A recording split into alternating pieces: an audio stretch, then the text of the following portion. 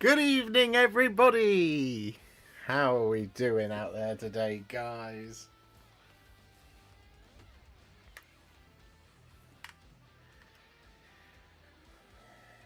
Oh, we don't have any of our graphics on screen. What a terrible streamer I am. There we go. We're back to normal. Good evening, good evening, good evening, good evening, good evening. It's Wednesday, which means we're streaming again. That's what we do on Wednesdays. And I didn't know what I was going to do tonight, but it then hit me. I'm very excited for Age of Sigmar 4.0. I'm very excited for Age of Sigmar 4.0. And I thought it would be quite fun to kind of just look at how far we've come in terms of Age of Sigmar. So what I've got here on my desk in front of me are many, many battle tomes. So I have our Sylvaneth 3rd edition battle tome, Sylvaneth 2nd edition battle tome, and Sylvaneth 1st edition battle tome. But not only that, because I have two factions that I've followed throughout my AoS career. So that's one of them. The other one is, of course, and I haven't got all of the books. I had to check, but I definitely don't have all of the books.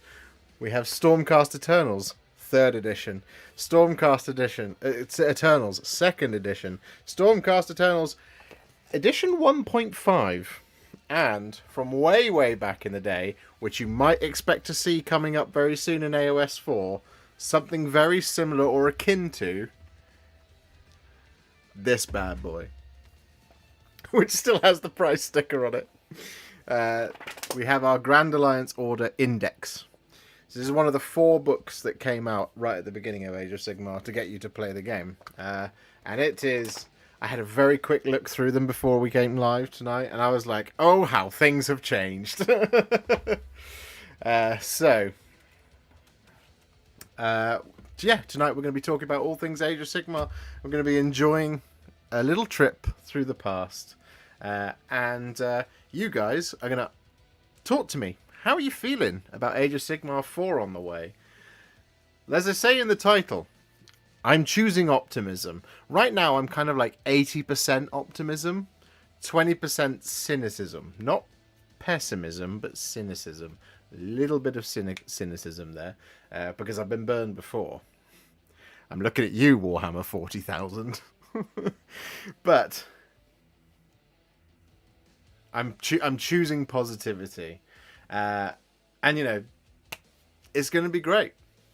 Hopefully. 1,000% optimism here. Love to hear it, Cesar. Hey, DFQ. I'm going to say good evening to everybody in the chat now before we get into the books. I'm going to show you how far we've come as an edition. But good evening to the Tattooed Zoologist, Beard, Hammer Wargaming, Go For It Painting, Forgefather Vulcan, AJR, Yamail Angmar, Kataro, Dave Hall, Mike's Painted Minis, Cameron, Cesar, or Caesar, however I'm supposed to say your name. I'm sorry if I've got it wrong. Castle Rock, Vicious Goose, Dahi, Madison. Good evening, good evening. Captain Mannerings, Longhorn, Edward, 705, Peter Collins, Sartorius, Flying Muttley, Mato Automato, good evening. James Norton, following your quartz guides for my spearhead box whilst watching tonight. I'd love to hear it. Laura, good evening. Simon, 74. Marley, good evening. Mr. Gwatkin, good evening. Dudex, good evening, good evening. So, guys, how are you feeling about everything that's been previewed so far for Age of Sigmar 4.0? I'm feeling pretty good. So today there was an article about how list building's going to go in the next thing. So I thought that the list building thing in 2nd wouldn't work, but then I was like, actually, do you know what? It really, really, really works. There's a little areas where it falls down, especially when you have like ultra powerful battle line. And one of the problems I think we've had is things like zombies, Deadwalker zombies. Is that what they're called? From the Soulblight Gravelords. They've been a bit of a problem because You know, it's an endlessly replenishing unit. Colonel, I didn't see you. Sorry. Good evening. Good evening, Colonel.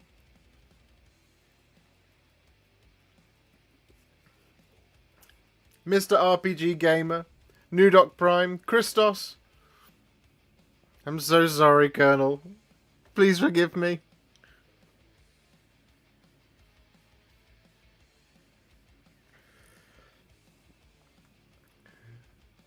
I love you, really. I love you.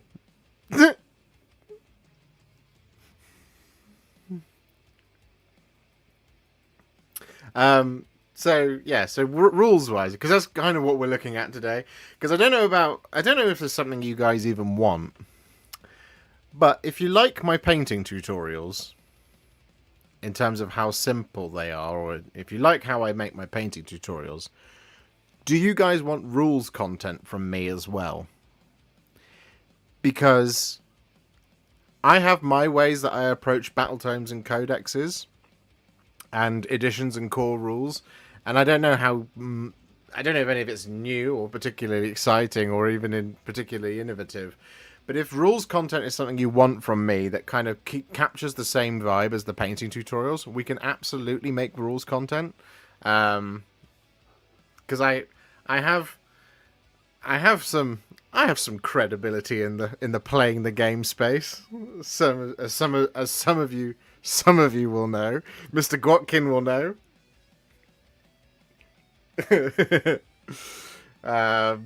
So yeah, if you guys want rules content from old Warhipster over here, it's something that we can absolutely do.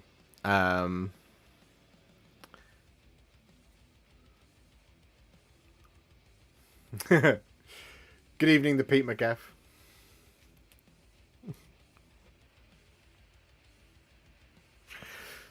Hello, Jack. You guys are saying yes. What about some lore content? Well, so that was how I would kind of approach it. I would put lore and I would put rules into the videos. At the same time, side by side. Which we did a little bit when we did some Battletome reviews. But if that's the kind of content you guys want to see, then we can definitely make more of that type of content. Because, you know, it'd be good. So, yes. What was I talking about? Yeah. So the rules building mechanic that went up today on Warhammer Community. Initially in the 3rd edition one, I didn't think it was going to work, but then it did. And like I said, the criticism I had of it is that you have some occasions where you have ultra-powerful battle line, or you have ultra-powerful units that can become battle line, which then means you can bump them right up. And so far in the game, it's been more of a hindrance to try and take like multiple reinforced units of like cavalry, because they're on such large bases, so you won't actually get to utilize them. So when you take, like, for example, cavaliers, they're really, really good when you power them up in Cities of Sigmar. But taking them in blocks of 15 means you're generally only going to ever get to fight with about 6 or 7. And then you just got all of these points dumped into a bunch of things that aren't going to be used. Unless you're going to multi-charge across multiple different units. And you're going to be able to... Your opponent's going to deploy in such a way that enables you to do that. So it's often quite difficult to do. So it then becomes like the strength of the small little Gribblies. And where, as we have seen, being able to take 60 zombies in a unit, that's been a bit of a problem, especially for like as well like Flesh Eater Courts. Although they're not going to have as much time in the sun as they perhaps would have hoped. Crypt Ghouls in 60-man blobs, or even Crypt Guard in 30-man blobs, they were going to be really a big problem.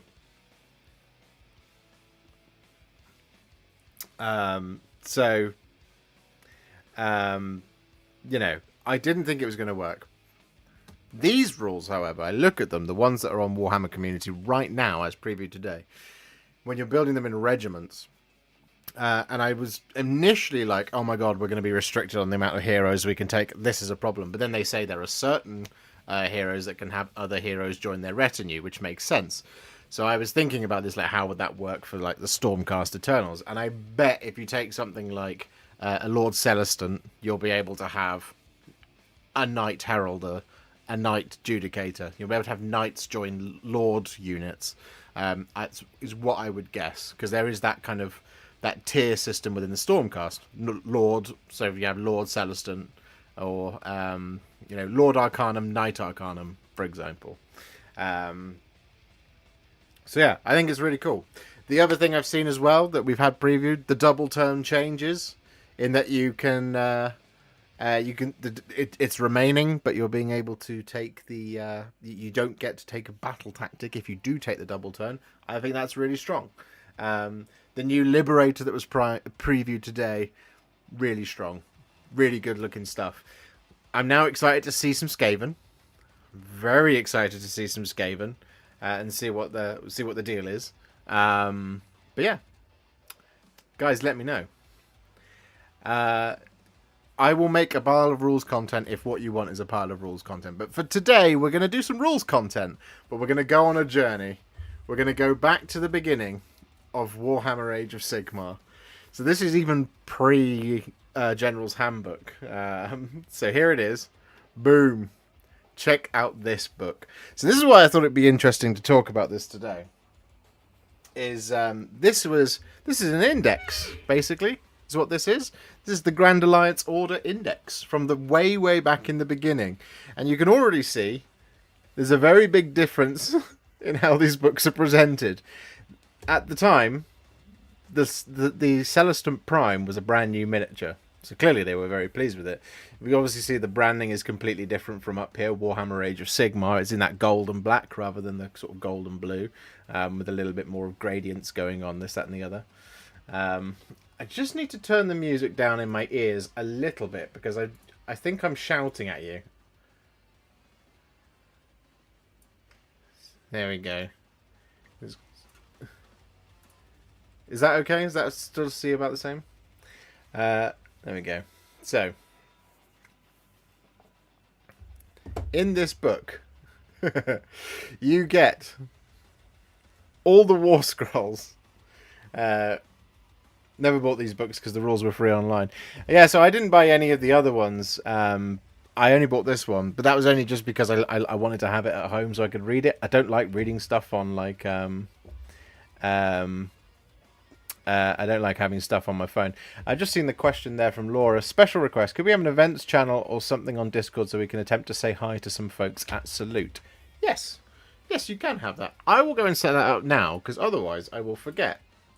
Because as I'm learning about myself, I probably have quite severe ADHD. This is a thing that we're going on at the minute, and I'm trying to figure out ways to kind of I want to hopefully go and get myself a proper diagnosis, but also just figuring out things about my behaviour and stuff. So if I do this now, I won't forget about it. Event meetups. Let's do that. And then we'll put that in there, and we'll put that in here, and we'll put it there. Boom. There it is.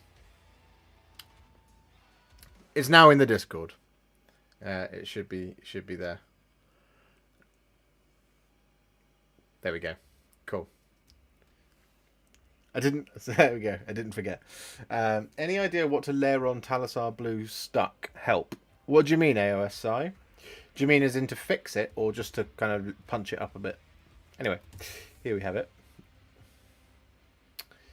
So this is we're going back on a journey here, guys. This is before there were any apps. Well, I mean there were apps. There was the Azir app that came, but a long time ago, you got every single thing in this book. Now, for those of you who have not been involved in Age of Sigmar for as long as I have, you're going to notice some very strange things in here. And we kick things off right there with the Stormcast Eternals, which is why I picked up this book first. I bought this book because I was recommended to get this book and General's Handbook, the first ever General's Handbook. And so I did, just to learn how to play the game, basically. Because this book was still relevant as alongside the battle tome, is what I was told at the time. What year did this book come out? This book came out in... I wonder if it'll say here.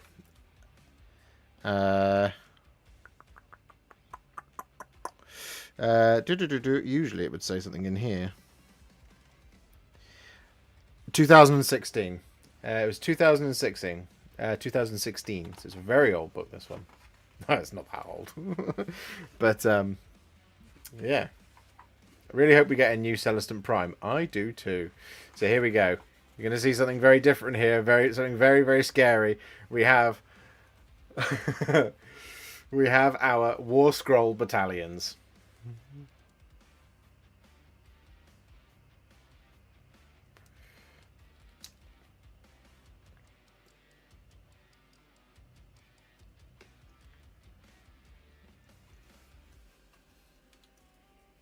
So here it is. We have War Scroll battalions. Now, you used to be able to use these in match play. They used to have a points value affixed to them. These were both actually reasonably... these were actually both very, very powerful. I really liked both of these. Warrior Brotherhood was pretty good, as was the Skyborn Slayers. There were some that were even more busted than these, which we'll get to in a little bit. But... this was one of those things of, this was a change from 7th edition, right? So 7th edition 40k, you had the detachments, you had the formations rule, and you basically put all your unit models into a certain formation, you got rules for free, and you just did that, which is where you have infamous things. People will talk about it in dark corners of the internet, things like the Gladius Strike Force, where if you took a certain combination of units, you were able to have free transports for everything in the Space Marines. Now, you have that similar thing going on here, but you had to pay points to take these. So these would have a points value affixed to them. They won't be in here because they didn't exist yet. But, so a Warrior Brotherhood here would be 2 heroes chosen in any combination from the following list. Lord Celestant on Dracoth, Lord Castan, Knight Azeros, Knight Venator, Knight Vexilor, Knight Heralder, 1 unit of Prosecutors, 2 units of Paladins, 3 units of Liberators, and 2 units of Judicators. And what did you get for all of that? Well, you got add 1 to the bravery of any units from this battalion that is within 6 inches of 1 or more other units in this battalion. Not that it mattered, because this guy right here just made you immune to battle shock. Lightning Strike, instead of setting up a unit from this battalion on the battlefield, you can place it to one side and say that it is set up in the celestial battlefield. When you do so, set it up on the battlefield more than 9 inches from any enemy models. This is its move for that movement phase. And then, Warriors of Thunder. You can re-roll wound rolls of 1 for units from the Warrior Brotherhood that are within 8 inches of at least 2 other units from the battalion when the wound rolls are made. Now, there was no unmodified language in the books at the time, so if you had any abilities that keyed off mortal wounds on 6s, now it was on 5s. Skyborn Slayers, again, was also very good. Instead of setting up a unit from the Skyborn Slayers on the battlefield, you can place it to one side and say that it's set up in the Celestial Realm. In any of your movement phases, you can transport all of the units from the Skyborn Slayers that you have placed to one side onto the battlefield. When you do so, pick a point anywhere on the battlefield, then set up all of the units within 12 inches of that point and more than 5 inches from any enemy models that is their move for their movement phase. 5 inches away! Oh.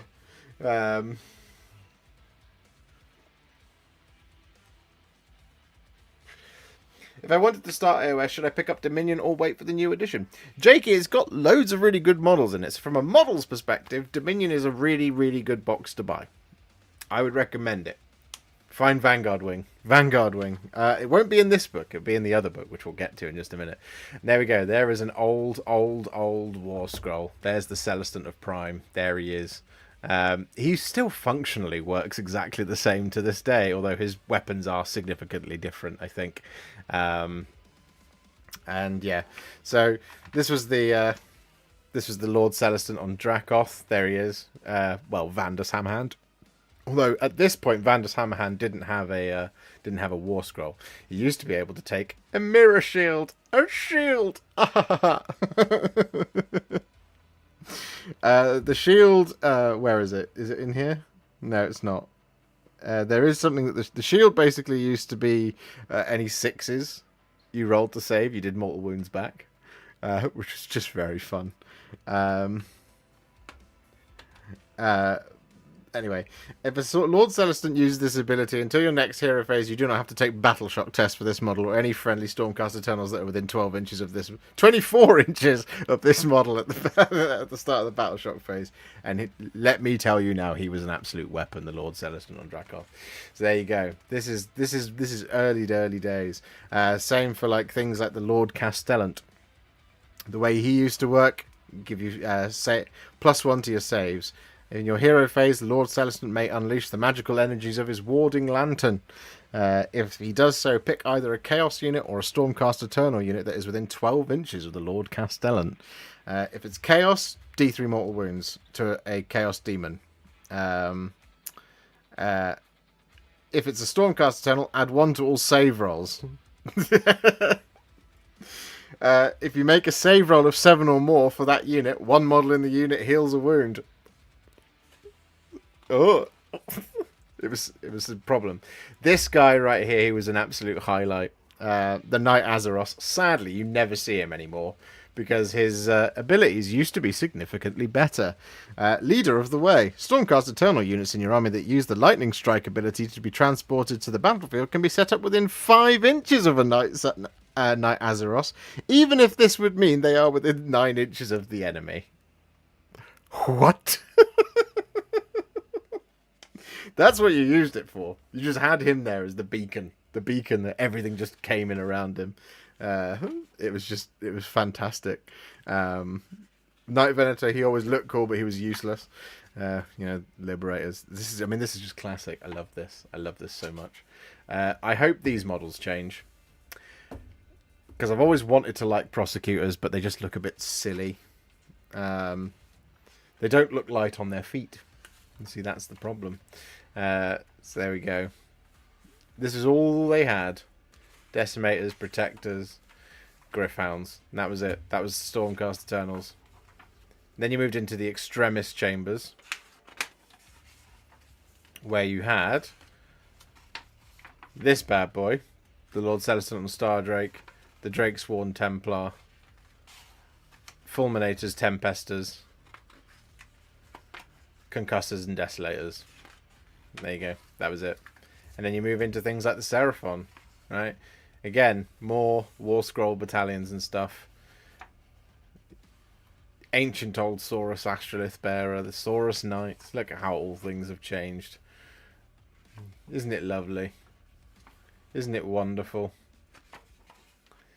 Here we go. Sylvaneth as well. Forest Spirit Wargrove. They only got the one War Scroll battalion? Was that it? Yeah. There we go. So, there you go. That is what an index used to look like. And things were very different later on. Kind of a little bit more in terms of like the lore and stuff. The kind of pictures of things like that. Legions of Reconquest. I mean, look at it. It's classic, right? It's lovely. Oh. It's funny because this is only like I said, this is only 8 years ago, but anyway. So,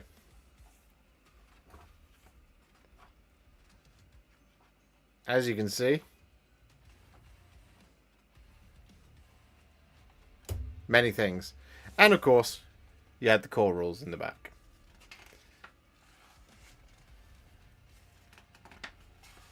And that was it. That was it for the rules. You had these, this page, that page, and that page. That was it. Oh, how times have changed. So there we go. That's book number 1. Now, the next book that I bought was this bad boy.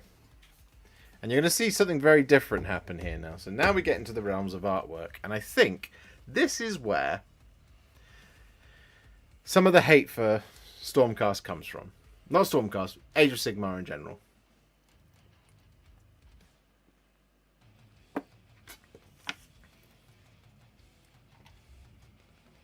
Does anyone just know getting our JLN, my girlfriend and I are actually just now getting our first AOS models. Does anybody know if the new rulebook will be simplified like they were for 10th? Yeah, that is what they're saying is what's happening.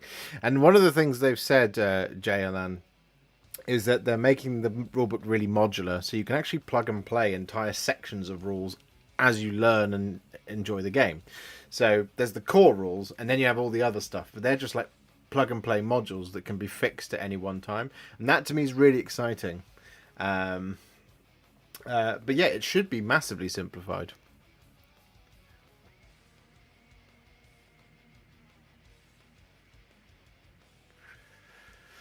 I'm with you there, Beardhammer. If we can get Taunus the Redeemed, because we are moving towards Hammers of Hallowed Knights being the poster boys, Taunus is on the horizon. Sadly, we won't get Loris Grimm, who is my boy, and I love him, and I always will. He's one of my favourites. Sad. Poor Loris. Anyway, he was the main character for like 3 or 4 books. He didn't deserve what happened to him. And if you'd like to know what happened to him, read Broken Realms Be'lakor. Oh, I'm psyched for Hallowed Knights taking centre stage. Let's get ourselves a Lord Commander. Thoughts on it being a mega priest? I suspect it probably will be Lord Billy. Some sort of very priestly man.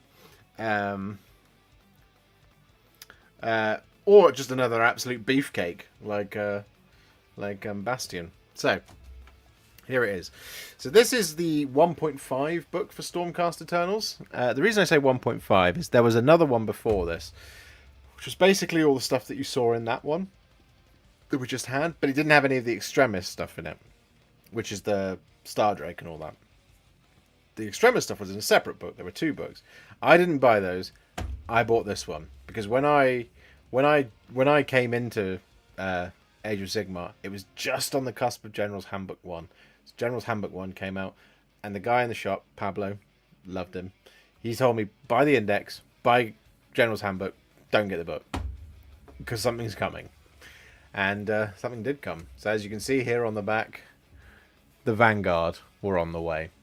So, in this book, things get a little bit more... There's a little bit more going on in here. You won't need to repaint all your Stormcast Synthas. Just start a new Storm host, like your old pal Josh. Your old pal Josh has 3 Storm hosts. The Stormcast Eternals. So yeah, this book is where things start to get a little bit more. You see, like, you know, there's, when you look at that front cover artwork, it's a bit cartoony. It's not great. It's not ideal. And, you know, you get some cool artwork in here, but it's still all kind of that sort of 3D rendered stuff in many ways. You have some cool stuff like this one down here, and things like that. And you have some excellent things like this, but it all still looks a little bit like heroic, and everything's clean, and everything's happy, and everything's exciting, and glorious, and wonderful. Well, things were going to change massively for the Stormcast Eternals, that's for sure. Things were not going to work out the way they thought they were. So, you know, we have a lot of this, a lot of lore goes on in here, which we won't get into all of it now. I can do a Why I Love Stormcast Eternals, the story type video, if that's something that you guys would like to see. But we have, as you'll see, this is familiar to 10th edition or 40k fans in particular, especially on 9th and 8th edition books. You have explanations of what all the units are and what they do and kind of the lore behind them, the Vanguard Hunters, the Vanguard Raptors, this, that, and the other. And so, yeah, there we go. The first... this is what always makes me laugh, is when they say Age of Sigmar has no lore, there's 59 pages of it right there in the first book for Stormcast. And it gets bigger. Heraldry of the Host, as you can see, we have the beginnings of the Vanguard Chamber. So the marks of the righteous. That's lovely stuff. So here we go. Storm hosts. These are really kind of... You don't get these graphics from Games Workshop anymore. Not really. But you have the Hammers of Sigmar, the Hallowed Knights, who are about to take centre stage. And it's about bloody time. Only the faithful! The Celestial Vindicators, there's my other boys. 1, 2, and 3. All 3 are mine together. The Anvils of the Helden Hammer, I used to have a big Anvils of the Helden Hammer army, but I sold it. Because it was an enormous army that I didn't want anymore. Because I wanted to replace it with better painted miniatures by myself. The Knights Excelsior, the Tempest Lords, and there are, as some of you will know, on the channel, there are tutorials for all of these storm hosts right here. Not for these ones, though, except for the Astral Templars, if they're there. They are not there. Celestial Warbringers is close. Maybe I'll do some... Maybe that's what we'll do with the box. We'll do some additional storm hosts for things that you see here, like Sons of Malice and the Radiant Sons of Sigmar, and the Crimson Seraphs, the Bloodied Dawn.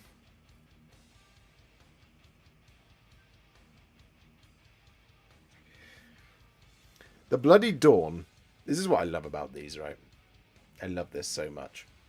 The Bloodied Dawn is comprised solely of those who have fought Chaos since they were old enough to hold a weapon. They are highly insular, but deadly indeed. So each of the storm hosts has a bit of a like a thing about them. There's a theme to the souls that now are the Stormcast Eternals. So, for example, the Hallowed Knights. The 4th storm host to be founded. The Hallowed Knights are Sigmar's rock, unquestioningly loyal and zealously faithful. To them, the war against chaos is a holy crusade, a sacred mission. Their ranks include shining saints and martyrs, clad in the white fire of purity. So, the Hallowed Knights are all people who kind of died with Sigmar's name upon their lips. They believed utterly in their faith in him. It was their faith in him that carried their souls to Azir as they died fighting the forces of chaos. Which is why you have things like Garda Steel Soul, who was basically a Sigmarite priest, but he was a healer. He was Garadan the healer, and Garadan fell defending a hospital with 2 candlesticks. That's how he died, with Sigmar's name upon his lips and his faith within his heart. That was how he became a Hallowed Knight, as opposed to a Hammer of Sigmar or something like that. Stern and single-minded are the 6th of the Storm host. For vows of vengeance they have spoken, forming hate bonds with their comrades. They contain their fury with grim chants and war songs, yet they prefer to let their weapons speak for them. To see this Storm host fight is to witness a fierce hurricane of metal.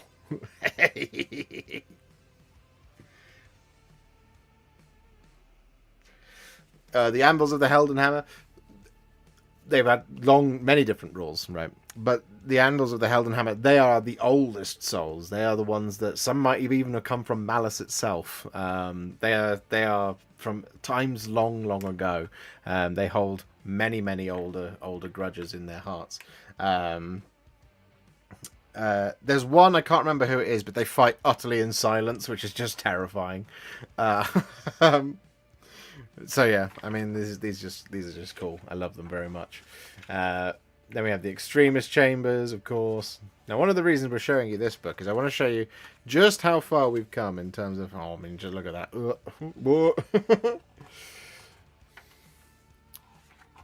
This is what I dreamed of. I dreamed of having things like this. I just love them so much. Stormcast Eternals, man.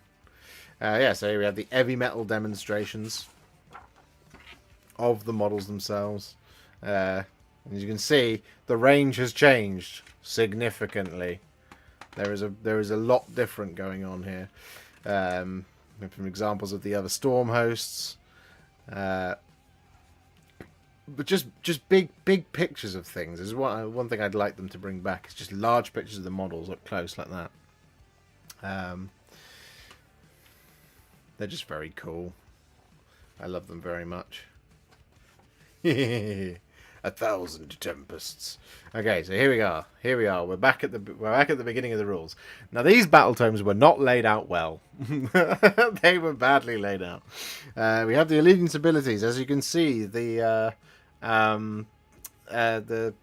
storm keep is not here. These are just the scions of the storm, where they used to teleport into battle. Is the thing. Command traits were there, 1 to 6. You had many more command traits as an option. Very familiar to more 40k players in that you have the... You didn't have to roll the d6, but you could if you wanted to randomly select it. But you had 6 command traits. You had many enchanted armors, many blessed weapons, many magical artifacts. And something that I think was pretty new to this one was things like, you had treasured standards and mystic lights as well. This is a little bit more familiar, that there's only 3 of those. These days you do only get 3 of each of the other things as well. And I was really happy to see that this stuff isn't going, but you're still getting these things. They're not just enhancements, which any old bugger can take any old thing. I love that I saw that they've said that things like these are sticking around, which is really good. Good stuff. Love it. You had the prayers of the storm host, and then we had steeds of the celestial realm, and these were fun. You got mount traits. I think this is the first time they appeared. And Stick Monkey, thank you very much for being a member for 11 months. You're an absolute hero. I'm really thankful for that. Thank you very much. Dare I say, AoS 4 is looking like a win with everything that's been revealed so far. Fantasy Space Marines minis look poor. Been warhammering for more than 20 years, and these are really steps backwards. Well, these are very old, Manuel. Remember when the Extremis Chamber was its own tome? I do, Brush of Chaos. I do. It was an interesting book, that one. I didn't buy it, though. This is a very old book. Anyway. Steeds of the Celestial Realms. There were some really powerful ones in here that were just excellent. The one I think that I used to use was the one on the Dracoth. Keen Clawed. Any wound rolls of 6 or more in the combat phase for this hero's mount are resolved with a rend characteristic of -3. Brr. Anyway. You then got your own battle plans in here. This is great. I love this. Keep doing this, Games Workshop. This always should remain. Having narrative scenarios for you to play with your army in your book is fantastic. Then we had the Path to Glory. Many Path to Glory. Many Path to Glory. And then we got our War Scroll battalions. Now, there were some absolute bonkers ones in here. Some of them you would never ever get to play with. Just to iterate. The Warrior Chamber, for example, is a War Scroll battalion made up of other War Scroll battalions. So you had a Lords of the Storm, 3 Thunderhead Brotherhoods, and 3 Hammerstrike Forces. This is you playing basically Apocalypse, Age of Sigmar. Huge games. Those models revealed today look amazing. Can't wait to convert them into Space Marines with Thunder Hammers and Shields. Stick Monkey, man, why you got to break my heart? What you got to be like that for? Thank you very much for the 5. But you wound me. You wound me deeply. Don't do it! Don't take my favourite miniatures just because Space Marines look crap. It's not my fault. Yeah, here we go. So, this battalion has the Signs of the Storm ability, obviously. If your army has the Stormcast Eternal's Allegiance, you can choose to add 2 or subtract 2 from your rolls for the Signs of the Storm ability for units from this battalion, because you roll to see if they came in. If there are at least 50 models from this battalion on the battlefield, they are all storm-swathed, or swathed, as their celestial auras coalesce into a palpable force. You can re-roll failed wound rolls for attacks made by these models. That's what I mean. You're never going to play with that, because it's it's a truly enormous thing. Same for the Harbinger Chamber. 1 Lords of the Storm, 3 Vanguard Wings. Exemplar Chamber, same thing. Lords of the Storm, 3 Devastation Brotherhoods. That's these things, right? Lords of the Storm, Thunderhead Brotherhood. These are the ones you generally would see more of. Add 1 to Lords of the Storm. You would quite often use this one. If at least 3 heroes from this battalion are within 3 inches of each other in your opponent's hero phase, roll a dice. For each enemy unit that is within 3 inches of any of them, on a 4+, the enemy unit is battered by a wave of celestial energy and suffers 1 mortal wound for each Stormcast Eternal's hero within 3 inches of it. An enemy unit that suffers wounds from the celestial wave must retreat in its subsequent movement phase, if possible.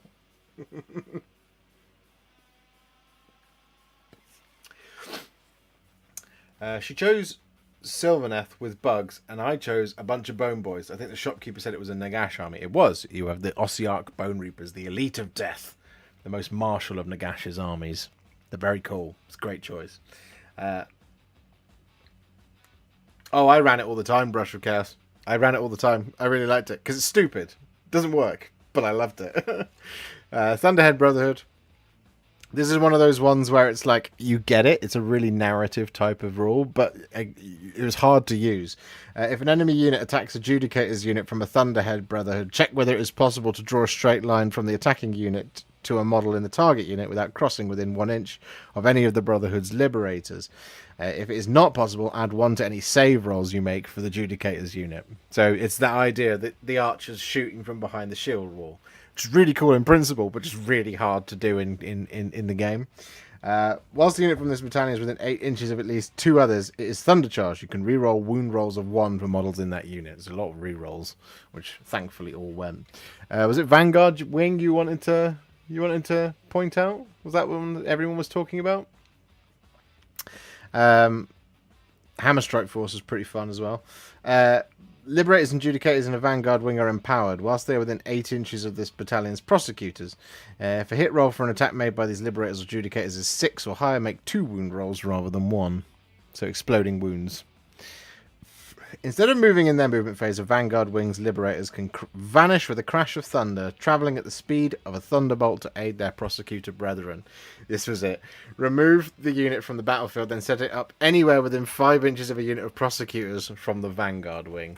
So you would have a big block of 30 Liberators and just teleport them to be near the prosecutors, which you would just yeet up the table after throwing a bunch of buffs on them. So you'd use the Castellant's Lantern and stuff like that, and you would just yeet it straight forward, and it would be this 30-man blob of shield wall just appeared directly in front of your opponent, and then it would just be like, go on and chew through that. It was quite difficult to do. Vanguard Wing was an absolute spectacular one. Devastation Brotherhood, I think this is another one that was very good. No, it wasn't. It's okay. It's not amazing. The Vanguard Auxiliary Chamber. So this is one I did have. I was able to field this one. This was nuts. Yeah. I wonder where the... it might not even be in here. It might be in the older one. Storm Vortex Garrison, again, another massive one. Storm Heralds. Right, anyway. We're moving on from War Scroll battalions for a little bit.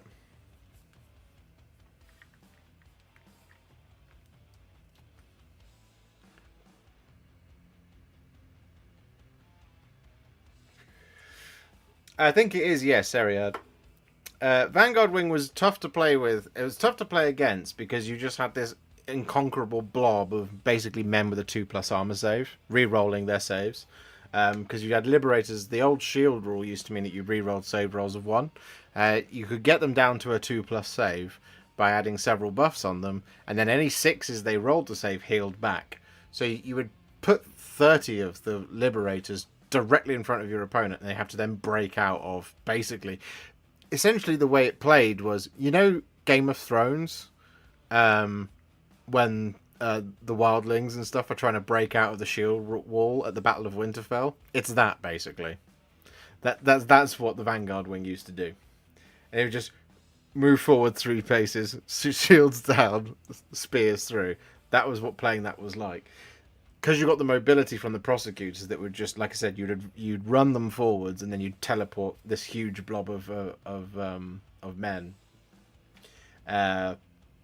forwards. It was very, very difficult to deal with for a lot of armies. They just couldn't put the rend on them to get rid of them, and you would just walk your buffing units up behind anyway, as you went.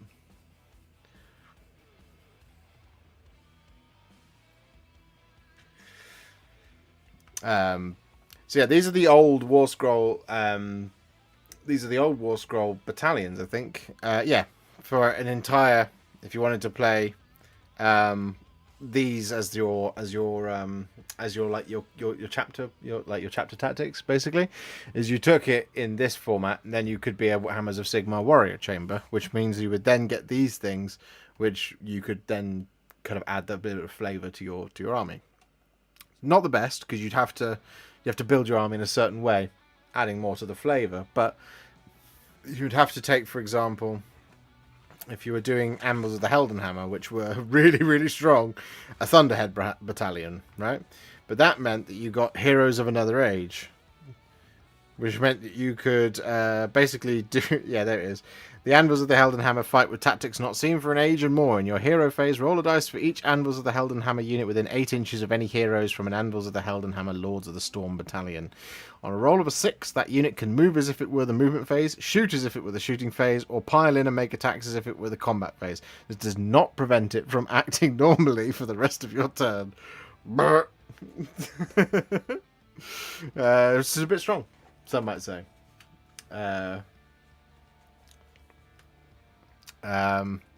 So yeah, this is the good old days right here. So there you go, and there you got your War Scrolls. These should look a little bit more familiar to how they do, but they kind of just removed all of the product photography from here. So it's just very much a clean sort of look of here are the War Scrolls type things. But these are largely unchained from book 1, as I recall, which I don't have. There's not a lot has changed here. So this book came out because what it was doing, it was uniting the Extremis battle tome, the battle tome, and then it was also bringing in the Lord Aquilor, the Vanguard stuff, all together in one shiny place. Vanguard Paladors. And then you had the core rules again. Core rules in the back of the battle tome. You have the core rules in the back of the battle tome. Really nice. Pitch battle profiles. And as you can see, there we go. We talked about it earlier.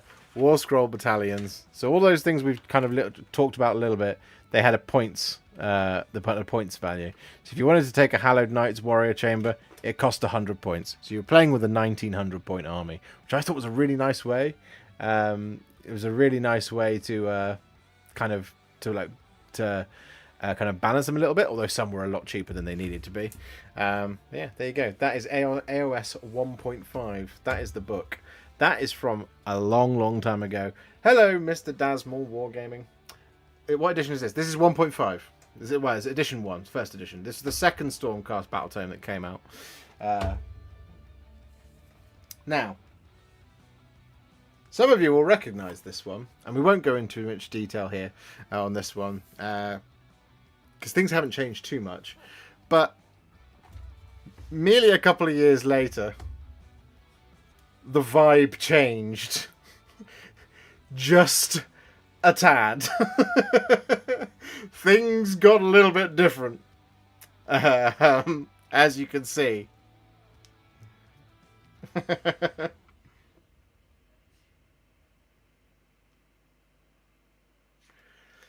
Oh, Chewie, I wish.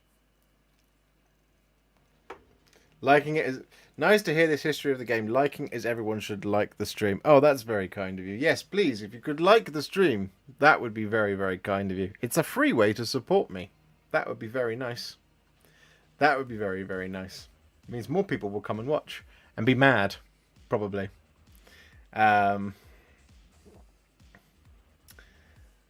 You like the old aesthetic better, to be honest. That's interesting, Sean.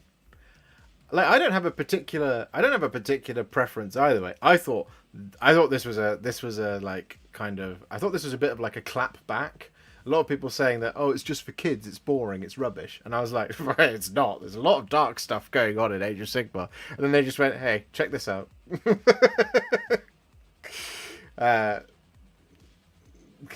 I wish, Carl. I wish I was giving you the preview. I sadly don't know anything other than what's being previewed on Warcom at the moment. Can you tell, though, I'm super excited.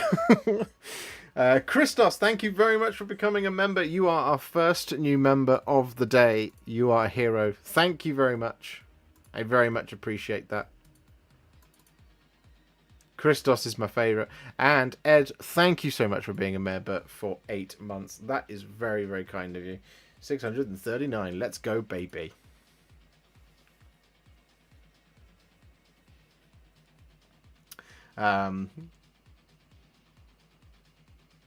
So yeah, this was first. This was second. Third edition, as you know, things got even more aggressive and angry. This is the current one, as you can see. It is a long road from here to here to here. But yeah, so we'll have a little quick squiz through Battletome Stormcast Eternals, because a lot of stuff came from Battletome Stormcast Eternals in 2nd edition. This was the Soul Wars. This is in the aftermath of the Necroquake, when death stalked the land, and every corpse, nearly every corpse, rose out of the grave and haunted the cities of Sigmar. A lot things, you still have some of this older artwork appears, but this is not really that old, obviously, because the Nighthaunt are there. You have this kind of older style still in here as well, but you do start to see more of the Stormcast getting kind of a little bit battered and a little bit bruised and a little bit screwed up, all that kind of thing. There was a lot going on. You saw more of the cities of Sigmar, things like that. Look at it. There's tons of history here. Stick Monkey, thank you very much for upgrading your membership to Warhipster. You're a legend. Thank you very much. And Beardhammer Wargame, also thank you for upgrading your membership to Warhipster. You guys are the best. Thank you so much, guys. That's very kind of you. Now, this is one of those things I love that they put in books, and they don't tend to put them in books anymore, is an actual layout for what a Storm host looks like. Now, at this point, we didn't know what a Lord Commander was. Obviously, the Ruination Chamber down here, that's about to be opened. That's what they've talked about. Ruination Chamber is the one that Sigmar will be opening very, very, very, very, very soon. The Covenant Chamber, we still don't know, and the Logister Chamber, we still don't know. So in 1st edition, we had the opening of the Warrior Chambers, the Harbingers and the Exemplars. The Vanguards were what was opened in that book just then. The Extremis Chambers, of course, and the Sacrosanct Chamber. This book saw the opening of the Sacrosanct Chamber. Next stop, Ruination Station. I like it. Now, I love this kind of thing. I really love it when they put it in books. I hope to see a new one in the next one. I don't like it when they don't put them in. Like, I like battle regiments and codex layouts and chapters and all that kind of thing. It's cool. I don't like spreadsheets, but I like big, fancy graphics. And we also didn't know what a Lord Commander was at this point. So the Stormbolt Incarnate. Now, as you can see, for a game that has absolutely no lore whatsoever, by 2nd edition, we were sort of 3.5, 4 years in. Something like that. There we go. We're still in the lore technically there. Marks of the Righteous. So you see these slightly more up-to-date versions of these things that we saw from the last battle tome. They got a little bit more texture to them. And Chèvre, I hope I said that right. I think I've already said it wrong once before. I'm really sorry if I did. Thank you very much for gifting a membership. Our first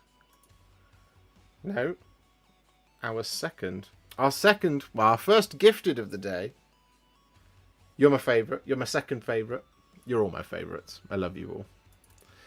You're putting us on 640. That's a nice round number, isn't it? I love to see that. Nurgle Nerd, what's up, man? First time I've been in the hobby for an AoS edition change. The new miniatures look great. I'm incredibly excited. I'm just praying that they don't get rid of the old Stormcast models. Well, I think some of the old ones are unfortunately going to go the way of the ghost. So if you want to keep them, get them in now. Well, to be honest, you'll be able to find them for ages afterwards.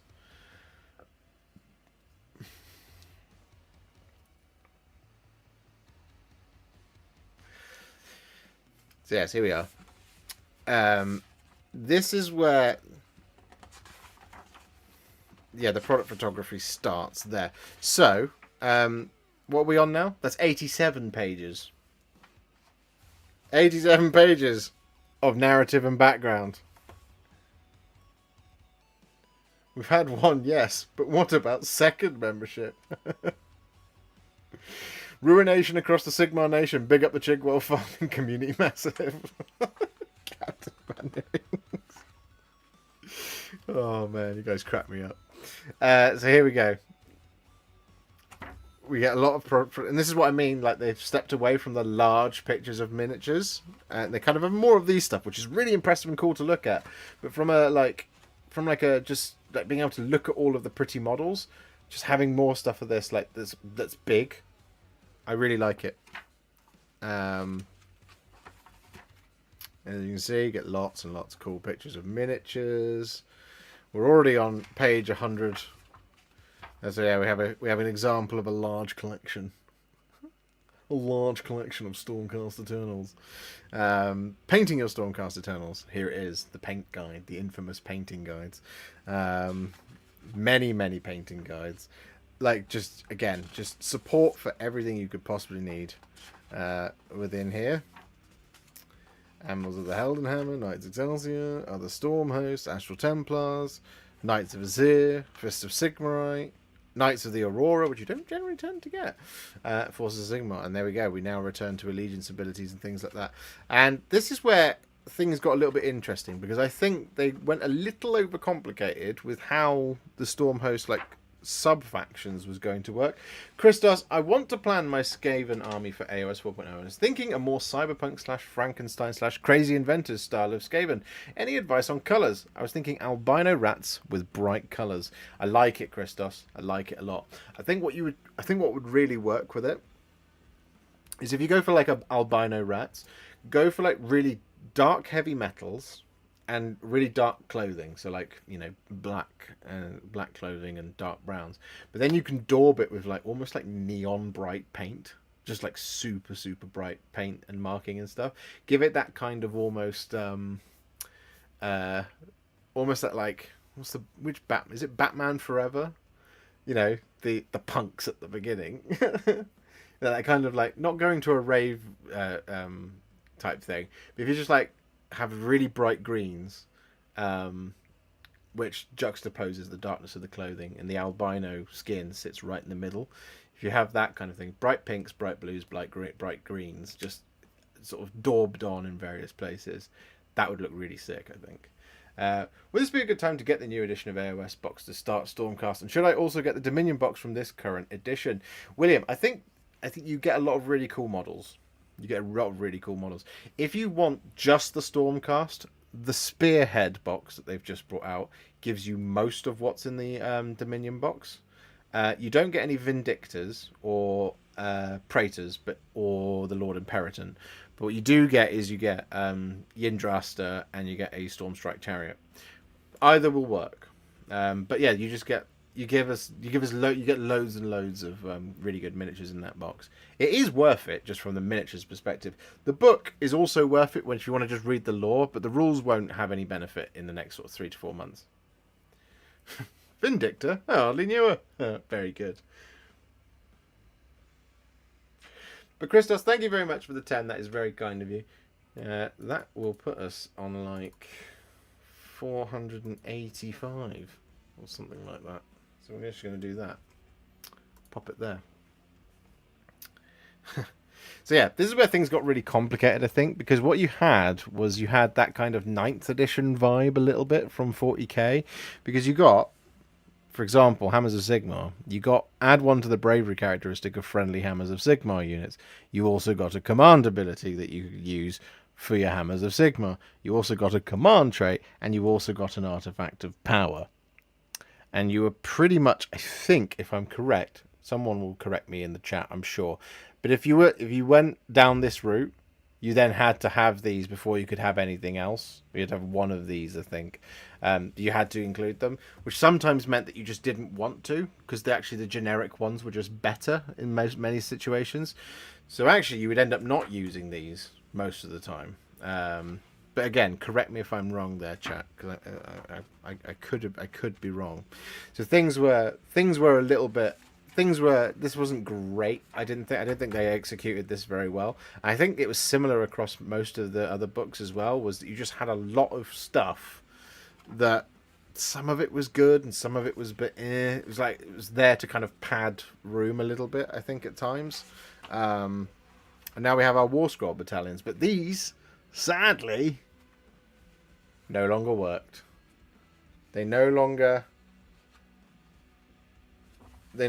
like did very much, as I recall. And you didn't really use them, not really. So you know, this is when War Scroll battalions started to die, which was a bit of a shame. But I get why they went, because you know they were a bit silly. There you go. The War Scroll battalions were a waste of pages in third. Yeah, so that's the thing, is War Scroll battalions then after this point in third book, they then became sort of past to glory type things, which you just don't use, because, well, you know, it is what it is. Now, as you can see, the War Scrolls return with product photography up here in the top right corner.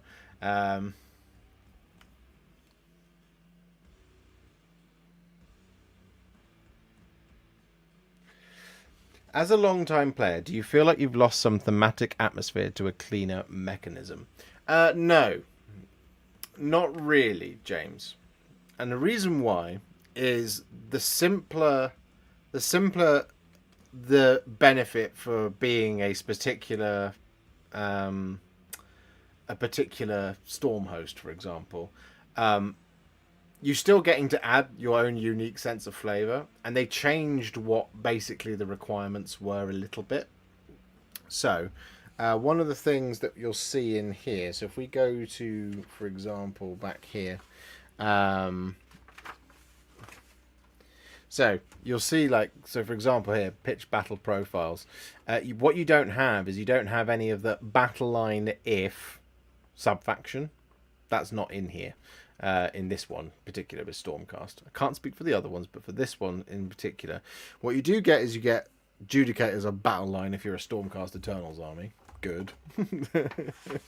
And you get Secretors are battle line if the general is a Lord Arcanum, and Vanguard Hunters are battle line if in Stormcast Eternals, if general is a Lord Aquilor.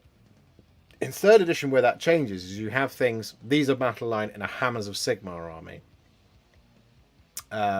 So that's where they added a little bit more of the kind of flavor and stuff into the mix. And then you got that kind of that one additional benefit to your rules, but you still had access to all the kind of generic stuff that everybody had access to. So if anything, it kind of the flavor just moved a little bit, but it was still there. That's how I felt.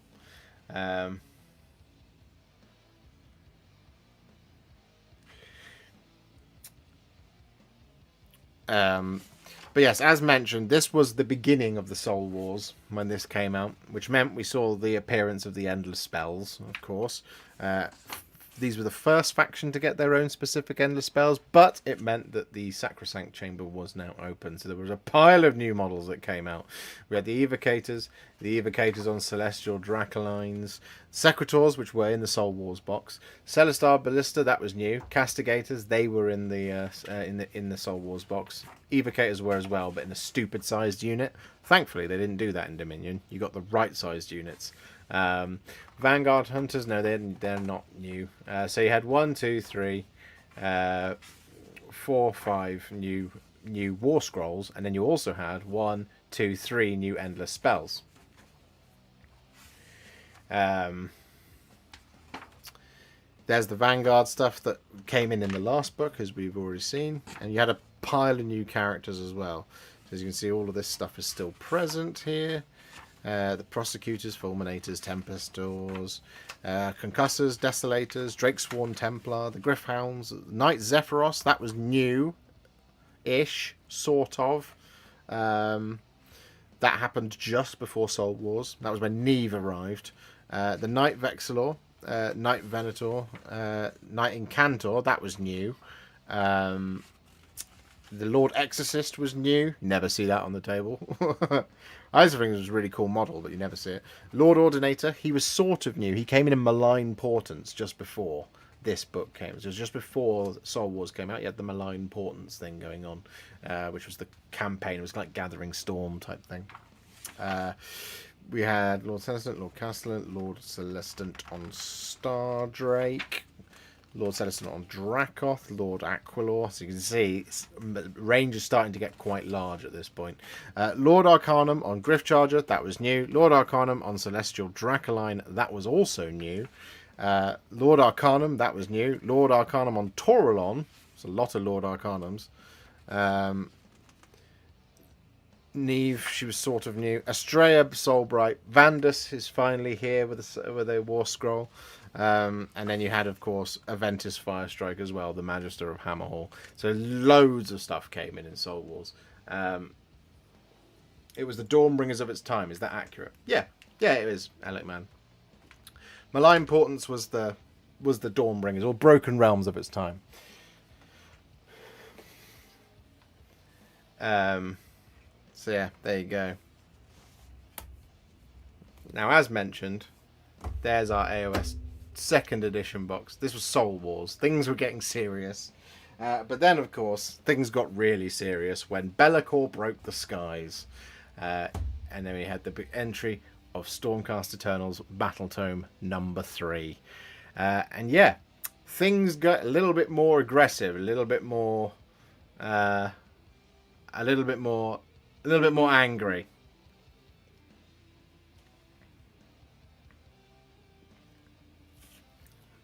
As you can see, this Chaos Warrior is not about to have a good time. He's about to get his head stoved in by a lightning hammer. Yeah, not having a good time. In the background, of course, we have another Faithful Liberator in the older armor, although the lines are starting to blur a little bit at this point.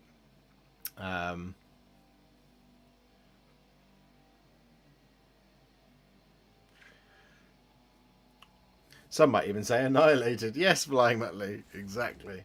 Guys, you've had 100 likes on the stream. That is incredible. You guys are the best. Thank you so much. We just blew past 50 right away, didn't we? And there we go. So, the Dawnbringer Crusades began. All this good stuff. The ordering of the host. Things are not going well for the Stormcast Eternals at this point. They're going all right, but, you know, they're all starting to slowly lose their minds. You know, lose pieces of themselves. They're not going crazy, but they're not themselves anymore. They're losing their humanity piece by piece. With every death, more and more of them is slipping away. And they're very, very sad about it. But, as mentioned, we have the Broken Realms occurred. Be'lakor broke the skies over Akshi. Well, over all of the realms, to be honest. He made it more difficult for their souls to return to Azir. But with that dark day, Grungni also returned. He returned to Sigmar. He's not forgiven him for what he did to his brother, but Grungni returned to help things along. And as you can see, there's just, you know, that's when the Thunderstrike stuff appeared. Now, I have had it told to me, I have had it said to me that the Thunderstrike stuff is what they were always intended to look like. The early sketches of them is what they looked like. You know, things like the Vigilors and stuff was where they were kind of going with it. That's what they were kind of looking for. But they didn't get there just yet because the technology wasn't there. Are you insinuating that Sigmar lied? How very dare you? Sigmar lied. About something.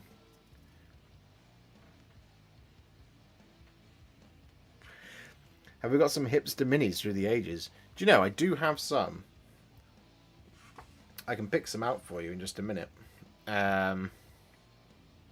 So here we go. As you can see, things like Bastion, the first of our Lord Commanders appeared. We have a really lovely page spread of all of the really cool miniatures.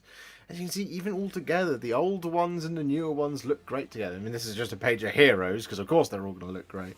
But so, yeah, the things like the Thunderstrike armor was born to help give their souls just that little bit of extra oomph to pass through the cursed skies. Obviously, we had, well... proper dragons, the Draconith, the sons of Dracothion, Krondys and Karazai, old brothers and not very happy with each other. Stormdrake Guard, the Knight Draconis and all that kind of thing. Very different to the Drakes that the Stormcast initially made friends with. You can see there's a world of difference between the Stardrake and Krondys and Karazai. Let's just pull that one out for you. So there's Krondys and Karazai. And there's the Stardrake, Lord Celestant on Stardrake. Yeah. The Draconith as well. It's just the Dracoths, I should say. There we go. Stormdrake Guard versus the Dracoths. It is what it is. I love this model. I'll always love this model. Vandus is just... He's such a You have such a hot, lovely, it's such a place in my heart, old Vandus Hammerhand. It's a shame he's gone a bit crazy. With some Hallowed Knights here in action, and so on and so forth. Now, as we mentioned, we've already been over these kinds of things before. We have the painting guide here once again, looking pretty cool. Loads of resources. One of the best resources you can have for painting. Even possibly even better than a YouTube channel, because all you need is the book.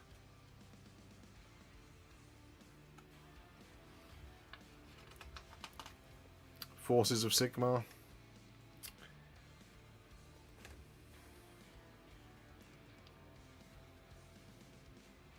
Sigmar lied, you're adopted. So as you can see, this is where things got different, right? So there were a lot less command traits, warlord traits. There were a lot less kind of relics and things. It was a little bit more targeted. You got 3, 3, 3.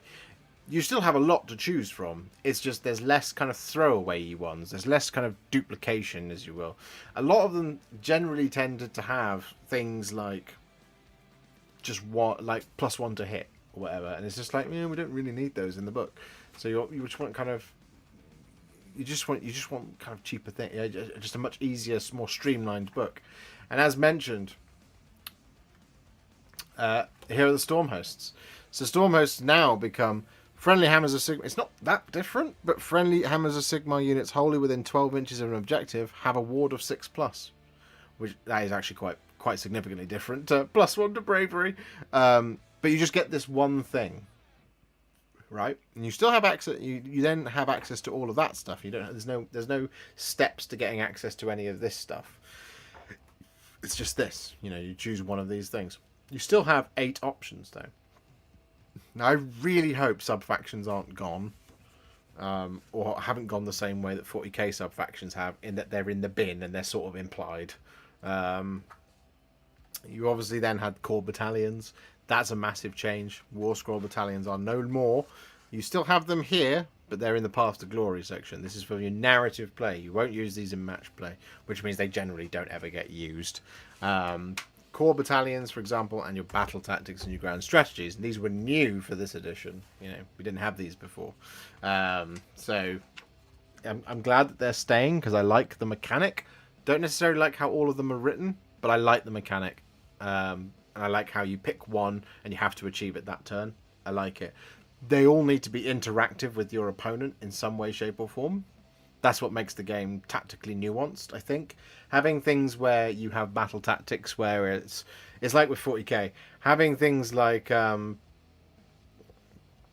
having like secondaries or battle tactics which are stand in a corner and score points.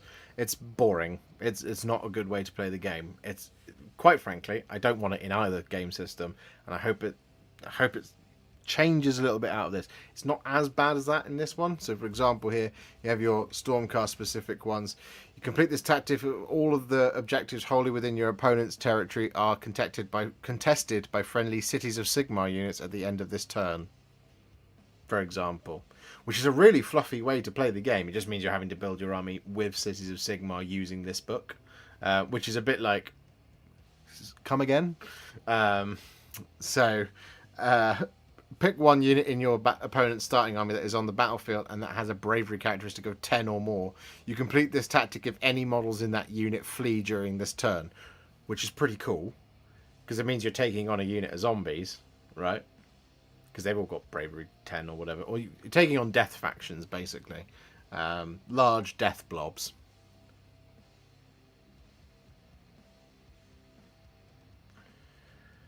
So yeah, but no challenge too great. I think that's a fantastic battle tactic. You complete this tactic if an enemy hero is slain by wounds caused by an attack made with a melee weapon by a friendly Redeemer unit during this turn. And your Redeemers are things like your Liberators and stuff like that. So yeah. And then as you can see, these are your War Scrolls that you should all be familiar with by now. These are the ones that are current. Krondys, Karazai, Indrasta, Bastion Carthalos is here. All of my favourites. Guard of Steel Soul, he got a new model at the end of 2nd edition. That was when he finally appeared. He appeared in the Broken Realms. It's a beautiful model. He's a lovely man. He's one of my favourite characters. It's the best, hands down. And there we go. This is our journey through Age of Sigmar. I love this game. I truly do. And I love the Stormcast Eternals. I love them so much. They're my favourites. They're just the best. I love them. Love them to bits. As you can see, things have changed. Even the typefaces. The typefaces are all distant. Sort of blue, an off, a white, and then a red.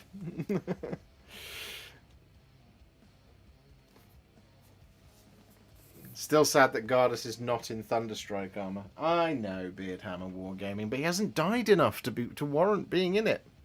Have you read / into Hammers of Sigmar First Forge? It's in that story that Vandus comes out of retirement, which explains why he's kicking around during the Dawnbringers books. I haven't read that. No, Alec, man.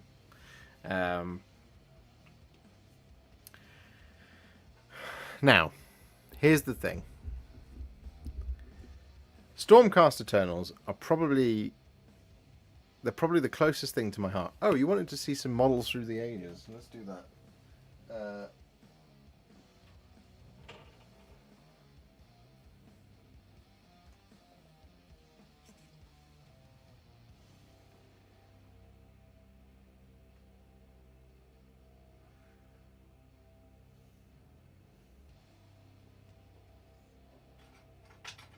you'll do.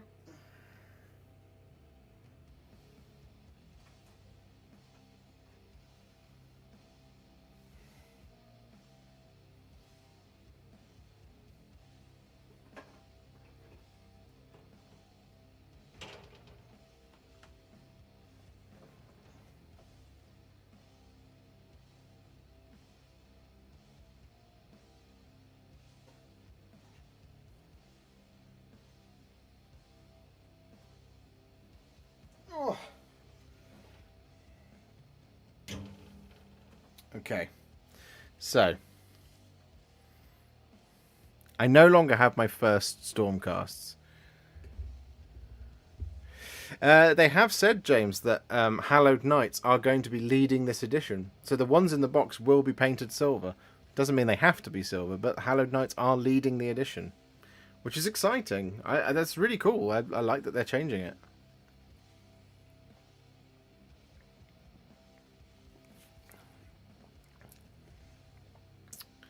So, as mentioned, I no longer have my Ambles of the Helden Hammer army. They were where it started. But after I'd considered, and we'll talk about some novels and stuff to read as well, if you really want to kind of get yourself pumped and learn a little bit more about Stormcast Eternals. So I sold my Anvils of the Helden Hammer because I just wasn't using them anymore. But what I had after about a year of doing Stormcast Eternals is I had listened to a bunch of the Realmgate Wars novels, and I was absolutely in love with the idea of Taunus the Redeemed. So a while ago, this was my first Hallowed Knight. I painted up a Knight Venator. This guy. This was my Taunus the Redeemed. For those of you who don't know who Taunus the Redeemed is, Taunus the Redeemed was once Torglug the Despised. So I painted this guy up. This was pre-contrast paint. So you forgive some of the shoddy work from me. Also, I don't know why I chose to do big bright green wings, but I did. So there we go. This was my Taunus the Redeemed. Another one, this is my first Hammer of Sigmar model that I painted. This was the Errant Quester, which was available from Warhammer World. You can't get this model. You can get it. You can still get it from Warhammer World, but you could only get it from Warhammer World. And so, like my first journey ever to Warhammer World, I bought this guy because I had to. So I saw him. I was like, I have to get him. So I bought this guy. That was my first Hammer of Sigmar right there. Still a Tyrant Skull dry brush on the base, I see. This one would have been Longbeard Grey. And that one is Tyrant Skull, yes.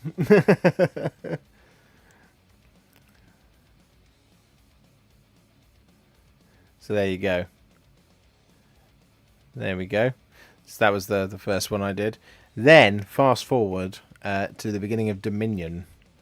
And this is where we have our this is post-contrast. So these were both pre-contrast. This is post-contrast. This is the beginning of Dominion. This is 3 years old now, this miniature, almost. This is where I painted my Vindicta in the colours of the Hammers of Sigmar. And then fast forward towards the end of this edition, through the ages, we then have Neve Black Talon right there, as you can see. Things have changed just a little bit with how we do these miniatures. But there you go. The gold is so much nicer with contrast. I cannot agree more, Cameron. There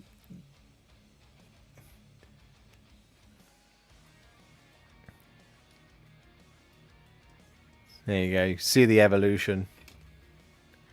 I actually have one of my just before contrast paints. We had. Where are you, Larissa? There you are.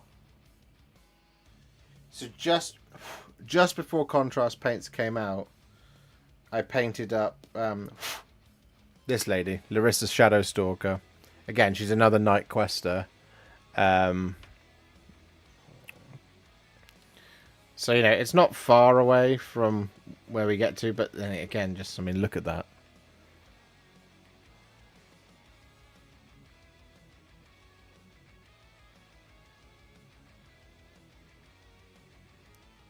What green did you use to paint the wings? Oh, so ages ago, what it would have been is it would have been Celestra Grey, followed by Elthwyn Grey, and then it would have been Nylac Oxide all over. That was how I painted the. That's how I painted those.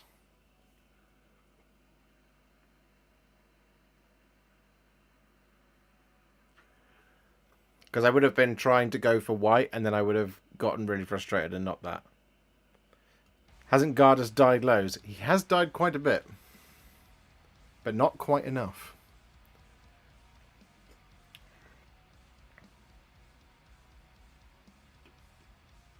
You were contrasting before contrast. Yeah. It was my first steps into the world of contrast paint.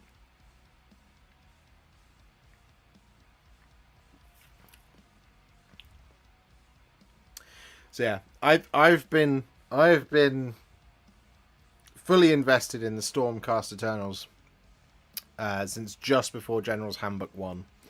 I bought the Mighty Battles in an Age of an Ending War, the first box. And I also bought a battalion box they made, which was one that had the Celestant Prime in it. It came with its own War Scroll battalion in that box, which was fun, which you could use. I can't remember exactly what was in there. I know that there was Retributors. There was protect. Well, I built them as protectors. There was Liberators. There was some Judicators. There was the Celestant Prime. Things like that was in that box. So I bought those two boxes together, and I built an army. And then I was just completely hooked. From that moment on, I played one or two games of Age of Sigmar. And I was just like, this is so much simpler than 7th edition 40k that I absolutely adore it. I love it so much. To me, it just felt like a completely different Warhammer to me. And I love fantasy elements. I really do. And Age of Sigmar just had the best for me. It was a super high fantasy element, of course it was, but yeah, and as I say in the title, I'm very, very optimistic about AoS 4. And I think it's going to hopefully be really good. And I know some of the language that's been used when previewing it is very similar to 10th edition, but I think there's a very big difference between the people who make the books and write the rules and the background for Age of Sigmar than there is with the 40k lot. The 40k lot. Sometimes, at times, you read a book from Warhammer 40,000 or a set of rules from them, and it feels a little bit like it's written by somebody who really likes tournaments and is trying to make a really fair and balanced, in their mind, version of 40k. Whereas with Age of Sigmar, it feels like it's written by people who really love Age of Sigmar, and it has done up until this point.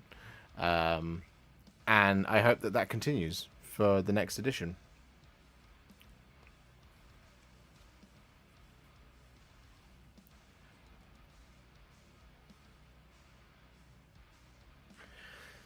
James, I need to see you paint Vander Sammerhand, and I need to see it now. I love seeing what you do with your miniatures, and I desperately need to. Please, please, please, you will make me very, very happy. You're just oh, I love Vander Sammerhand so much. I love him. I love his whole vibe.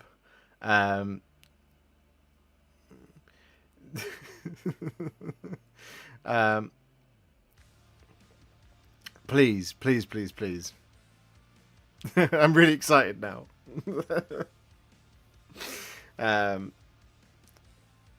It's been bloody lovely seeing Liam and Joe get excited about AoS. Indeed, it has, Flying Motley. I'm very excited for them. I'm really glad that I was able to be a part of that as well. Selfishly, just you know, helping to spread the joy that is the word of Azir. James wins tails if Vandus gets painted. He does. He does. Curtis, the new libs suck. Curtis, why you got to break my heart? Have you seen the one of the 5? I think they look great. I think they look lovely.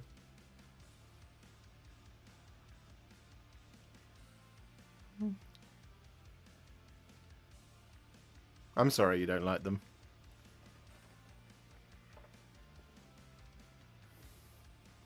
I respectfully disagree with you, Curtis.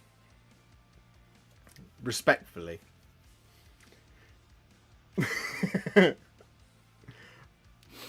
I mean, I love them both. The chunky ones, they'll always hold a special place in my heart. And I'm gonna buy some, just so I have them again. Actually, I should do that now, really, shouldn't I? So that they don't disappear forever. Liberators.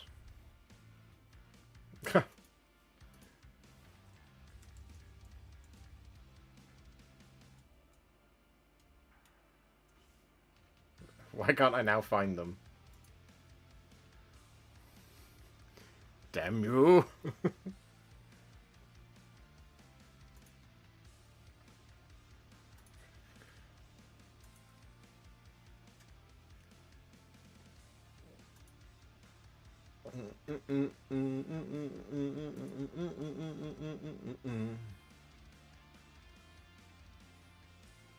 Because I've got my Judicators. So I really ought to buy... I've got my Secretors. I've got my Vanguard Hunters.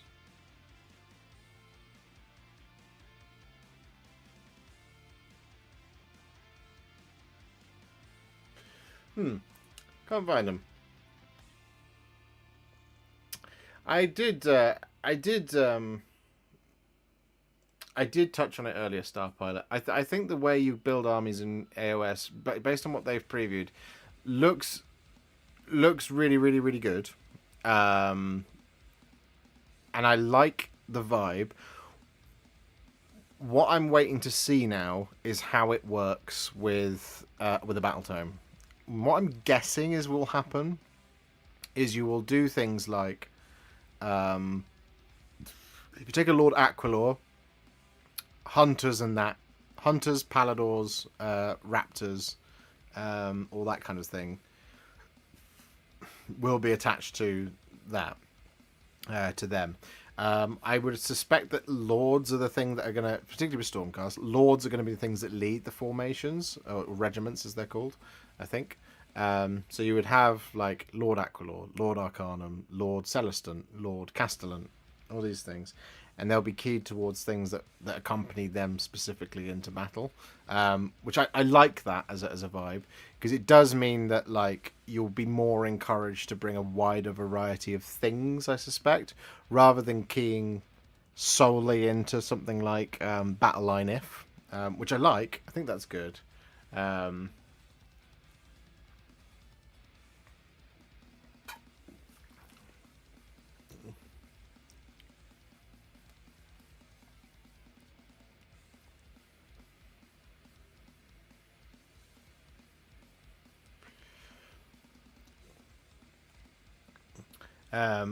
be sure to use Josh's Firestorm Games link, everyone.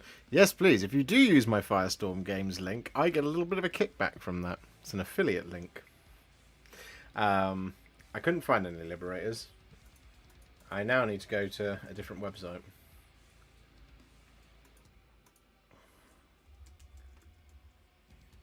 Yes, there you are. So I am going to buy some. Just for posterity, I think. What's bigger you got? Stormcast Collection or Blood Angels Marines? Before I sold my Anvils of the Heldenhammer, definitely Stormcast. I then sold my Anvils of the Heldenhammer, so now I have more Blood Angels than I do Stormcast Eternals. However, I'm working on returning the balance in favour of Stormcast Eternals.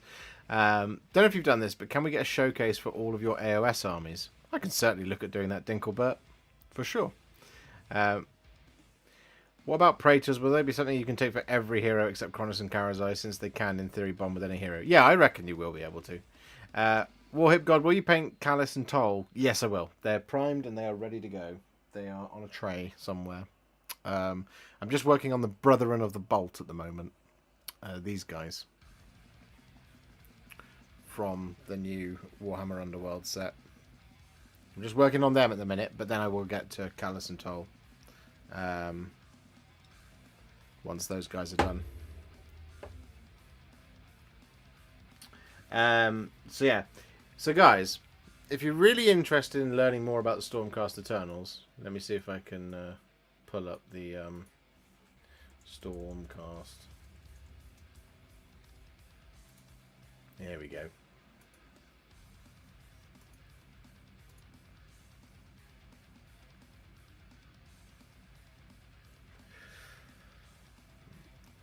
In particular, if you're interested in this is interesting. Age of Sigmar.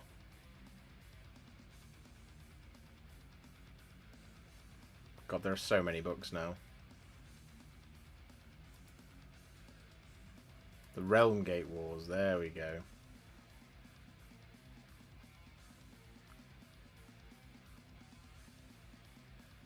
Okay, so studio mode.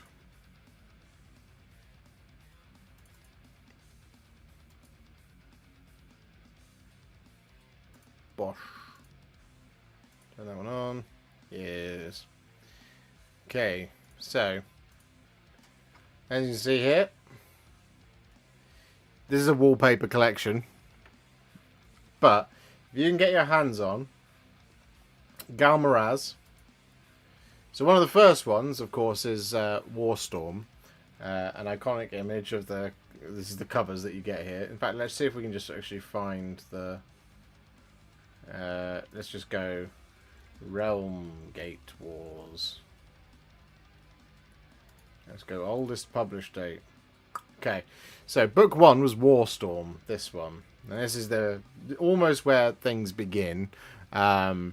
Across the mortal realms, the Storm Rager Sigmar announces his return as his Stormcast Eternals strike a vengeful blow against the hordes of chaos. Lord Celestant Vandus Hammerhand has claimed one of the gates of Azir. This is the second, basically the second book in the entire story. And he now makes for the dreaded Gate of Wrath in the fire blackened brimstone peninsula of Akshi. and a reckoning with the Chaos Lord Corgus Cool.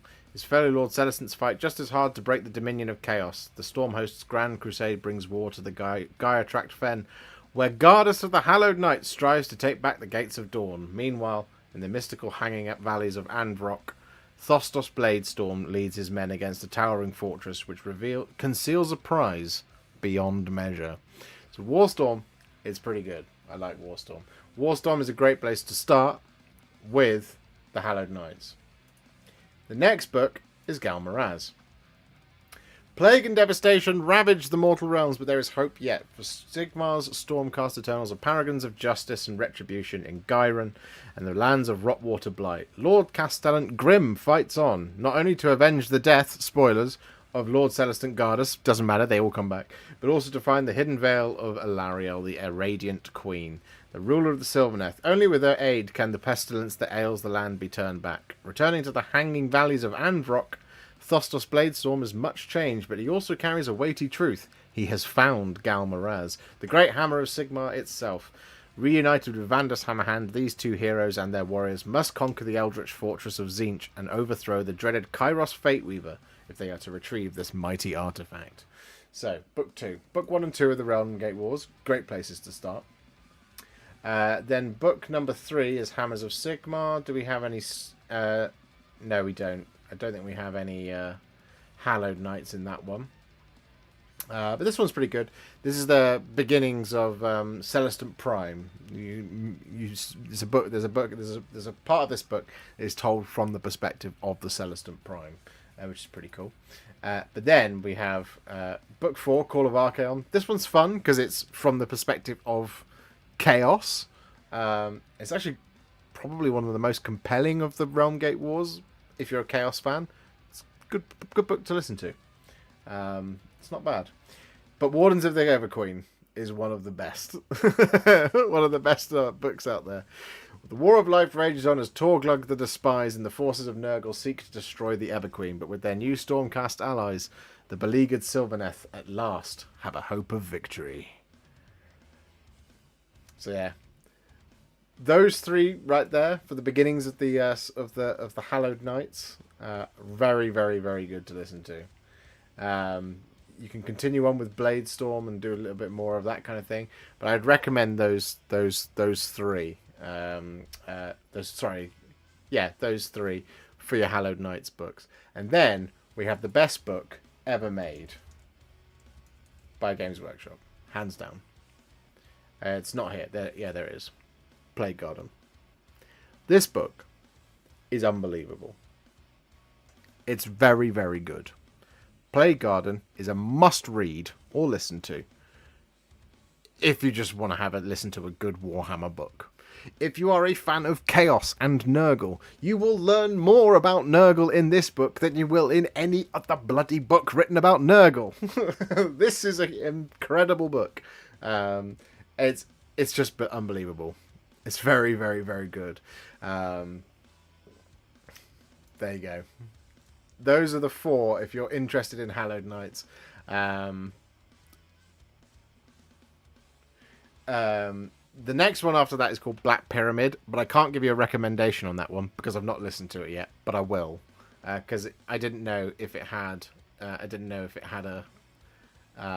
Didn't know if it had an audiobook version.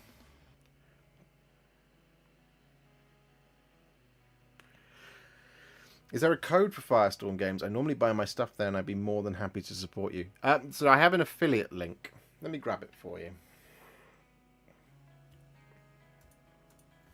So I don't have a code, but what I do have is I have an affiliate link. So if you just add it as like a bookmark, or as a bookmarked link. Shush. There it is.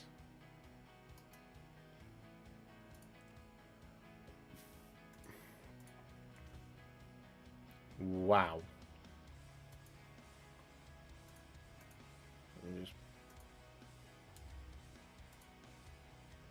There you go.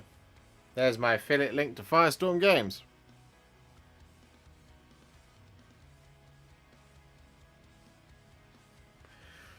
How about you do a lore vid reading one of those books? I would love to. I would absolutely love to do that. However, you get in trouble. You get in trouble if you do. Um, so, I don't know. I don't know if guys. I don't know if people think I do have the voice for it. Should I do some voice acting for you now? Would you listen to a book?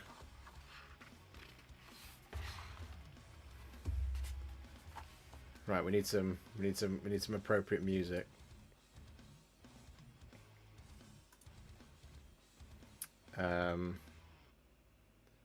We need do. I might even get in trouble just for doing this. Uh, bu- bu- bu- bu- bu-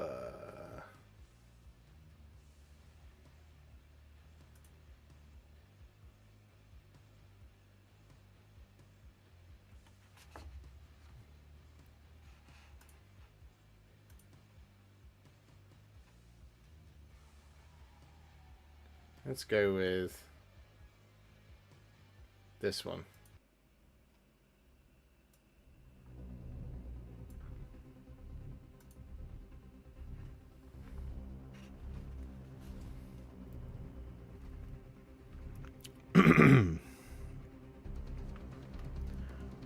Across the mortal realms a tempest rages. Thunder rumbles like the voice of an enraged god. Bright spears of lightning are hurled from the heavens, scouring the land. Yet, as terrifying as this is to behold, more fearsome still is what it heralds. The descent of warriors both more and less than human, charged with reclaiming the ruins of civilization.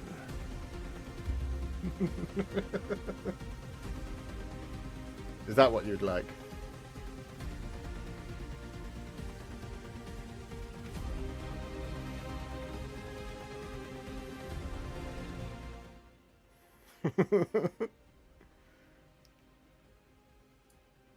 Is Mr. the Joe here?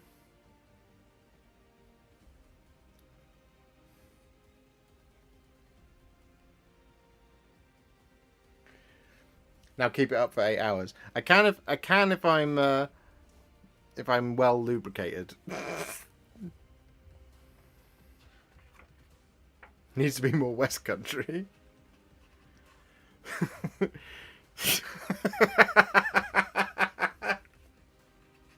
They are Stormcast Eternals, Sigmar's chosen champions in the era of turmoil.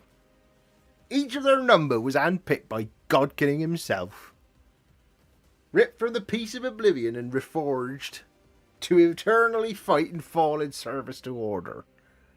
Nobody wants to hear that.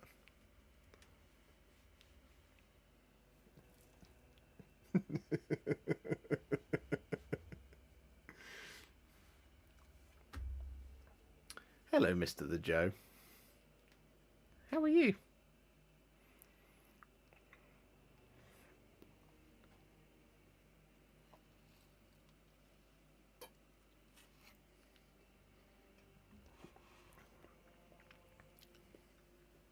You've been in Farmer Maggot's crop.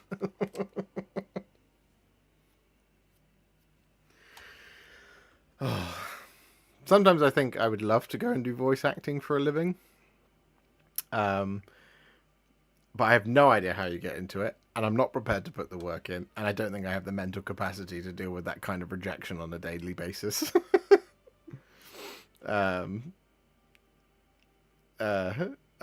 Yeah, because there's probably 100 other people who can do it, hundreds, if not 1,000 other people who do it a lot better than me. One more step, and this will be the furthest I've ever been from home. Sam. Hello, Izzy. You can apply direct to Audible. Can you? Leave this life of YouTube behind and become a voice actor.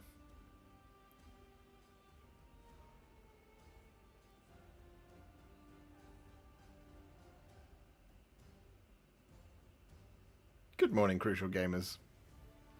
Come to Diablo. Soon. Soon, Joe.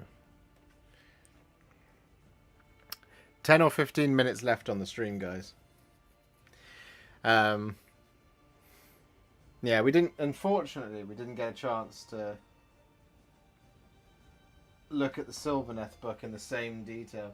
But it's very similar. I mean, there's a lot less for Sylvaneth, you see, is the thing. But if we were to look at the change in artwork once again, there is Sylvaneth book cover number 1. Here is Sylvaneth book cover number 2. So things powering up. And here is Sylvaneth book cover number 3, which looks to be exactly the same. Is it exactly the same? Yes, it is. Sylvaneth book 2 and 3, exactly the same. That's a bit of a shame. But, you know, is what it is. Hopefully we'll get a new cover for book number 4. What do we think of the new Liberator? I love it, Crucial Gamers. I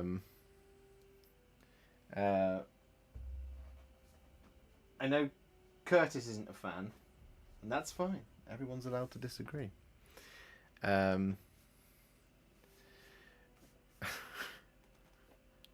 Just brandishing my blade. Yeah, I'm a big fan. AoS 4, like I said, I'm choosing Optimism. I'm really excited for it. And if you're really, really excited for it, you should consider liking the stream. Or becoming a member of the channel, because there's a ton of AoS content coming. Did you see my earlier question about Plague Garden? I did not. What was your earlier question about Plague Garden? Elikman.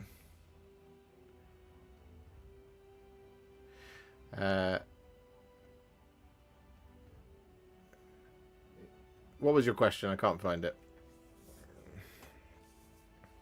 Now for Wrath. Now for Ruin. And the Red Dawn.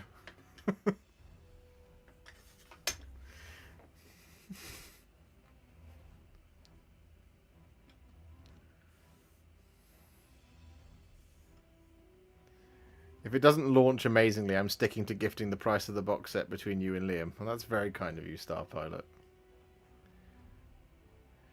Don't you think that some of its impact is lost without the context of the Realmgate Wars stories that led up to it? Yeah, I mean, yeah, a little bit. It does a good job of explaining itself, that book, as it's going through. You do have a much deeper connection with Loras and Gardas, though, if you do the if you do read the Realmgate Wars book. That sword looks huge. It is, Crucial Gamers. It's Herogrim. It's a life-size version of it. It makes me very happy day by day. Stop waving your sword about on stream. I know, I'm sorry. I'm gonna get demonetized.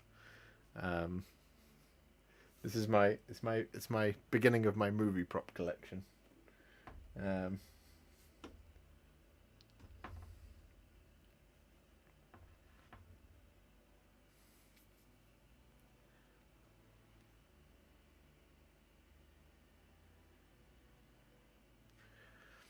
Mordy Hammer, thank you very much for becoming a member. You are our 3rd new member of the day.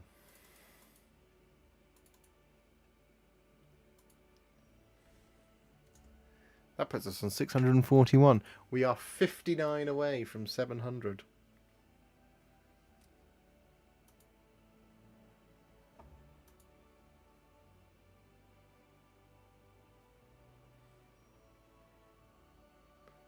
I'll see your sword and raise your rune axe. Guys, I very nearly bought the Leviathan axe from God of War yesterday. And then I was like, I don't have any money, so I can't. So I didn't do it. But yeah, I found somebody I found a seller on Etsy who's selling Leviathan axes, and I love God of War. I very much love God of War. Dingleberg credit card. No. No. I can't do it.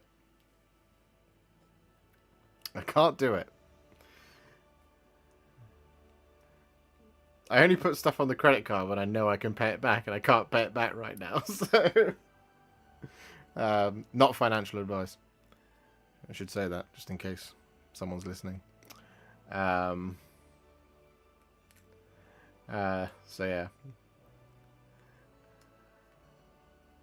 But thank you very much, Mordy Hammer, for becoming a member. You're a legend. Thank you. How do you think GW will redesign the Retributors and other OG Paladin units if all the old cast are getting refreshed? Do you know, I don't think the Paladins do need a refresh. From my perspective. I think the lighter armoured ones do, but the Paladins still look great.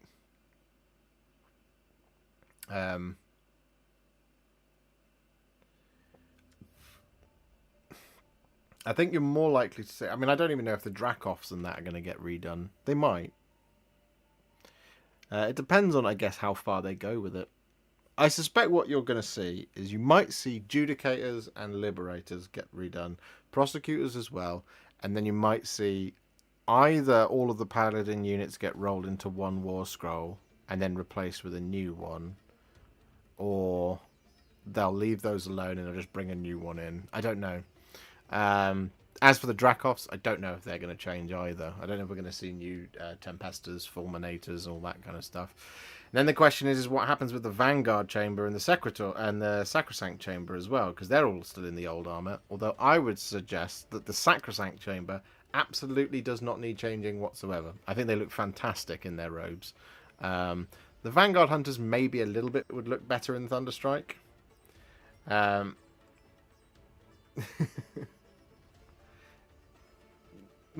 Is that sword made from pork? It is not.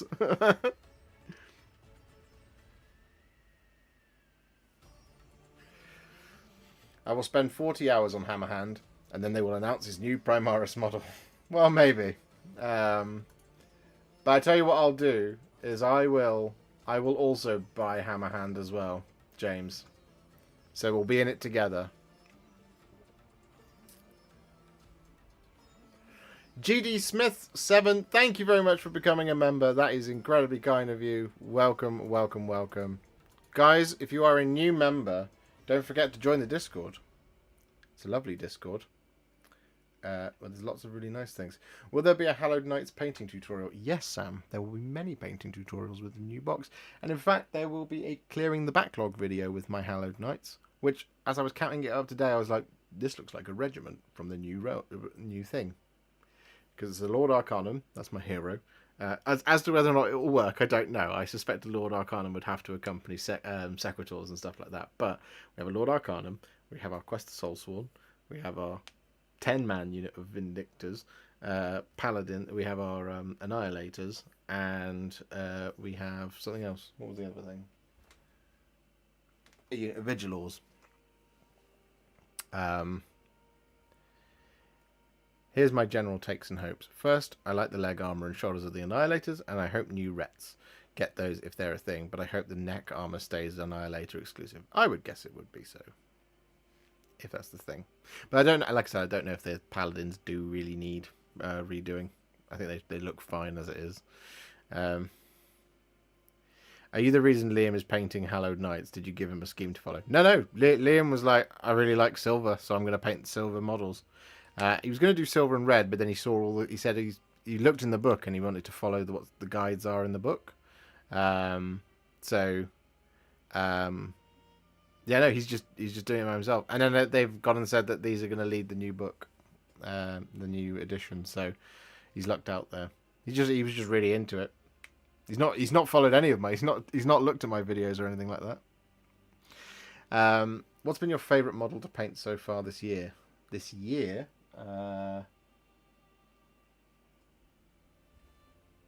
probably Crethusa the Crone Seer. Because she was actually quite easy, and I think she looks fantastic. She's a wonderful model. She's very, very characterful.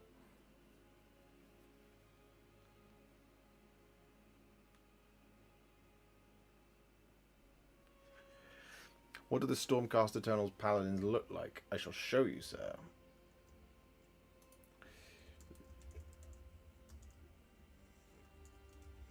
So, they look like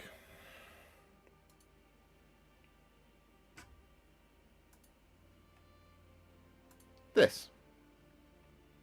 Let's just go to Warhammer, shall we? Let's just do that. That makes more sense. So these are Retributors. And in this kit, you can build them as Retributors with gigantic hammers. Or you could build them as Desolators, if they're going to have those here. Yep, Desolators here with gigantic axes. Or you could build them as Protectors with massive glaives.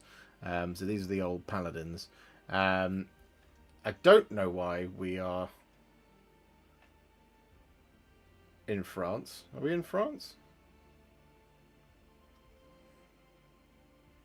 No, we're in Belgium. I'm not entirely sure why it's done that. Some things never change, eh? So those are the... but now if we go to these guys... These are kind of Paladins. These are the Annihilators. But yeah, those are the older ones. And I don't know if they need updating, to be honest.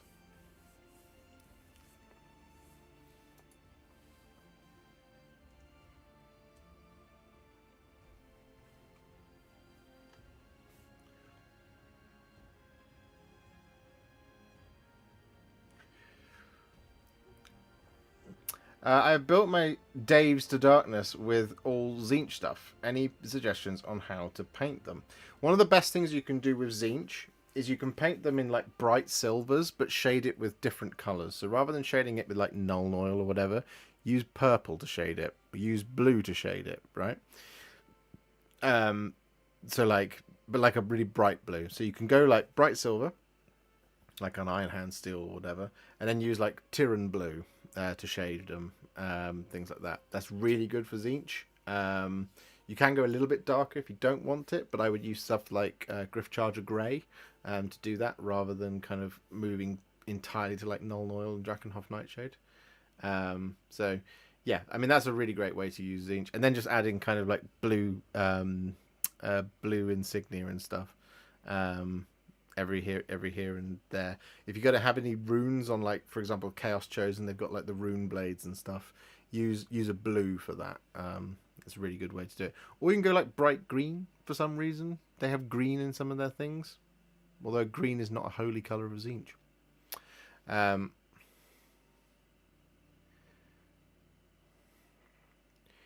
With AoS, with 4th edition being Chaos focused, do we think that Beasts of Chaos will finally get a rework? I hope so, Sam. I really do.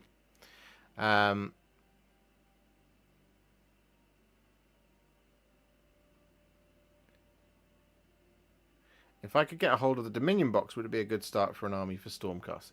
I absolutely would, yeah. So in that book, you get 10 Vindictors, you get 3 Annihilators, you get 3 Praetors, you get Lord Imperatant, a Knight Arcanum, the Light Vexillor, who's one of the best models they've ever made, and you get Yndrasta, the Celestial Spear. It's a really good set of models from the Dominion box. The other option you have, of course, is the Spearhead box, which instead of Vindictors, you get 10 Vanquishers, and you also get a Stormstrike Chariot instead of the Praetors. You don't get the Lord Imperatant, and you don't get the Knight Arcanum, but you do still get Yndrasta, the Celestial Spear, and you do still get the Knight Vexillor. So I mean, they're both really good. They're both really good options. Are the Annihilators the multi-kit? The Annihilators are a multi-kit. You can have them with shield and sword, or you can have them with two-handed hammers, which are sick. I just started Flesh Eater Courts and found your channel looking up painting guides. Thank you for the amazing content. Oh, you're very welcome, Nelazar. The chariot looks really good from the spearhead. It is. In this edition, it's very, very good. Do you want me to tell you what it does? I'll tell you what it does, and then I'm gonna hang the stream up.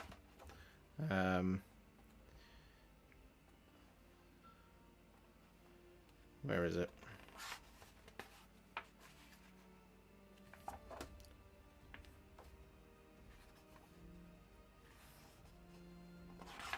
I painted a Stormstrike Chariot on the channel. It's in my Clearing the Backlog, the Hammers of Sigmar video, if you'd like to see that.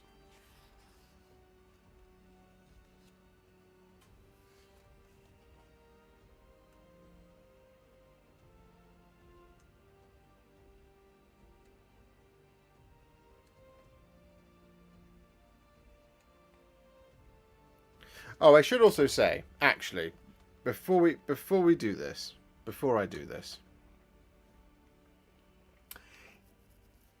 if you can, if you have like a like an international so if you have like a big comic book place, for example. So if you're in the UK specifically, Forbidden Planet, right? Really good for this.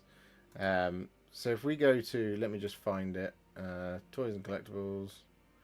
No, it's in. Is it Stormbringer? Is what it's called, isn't it?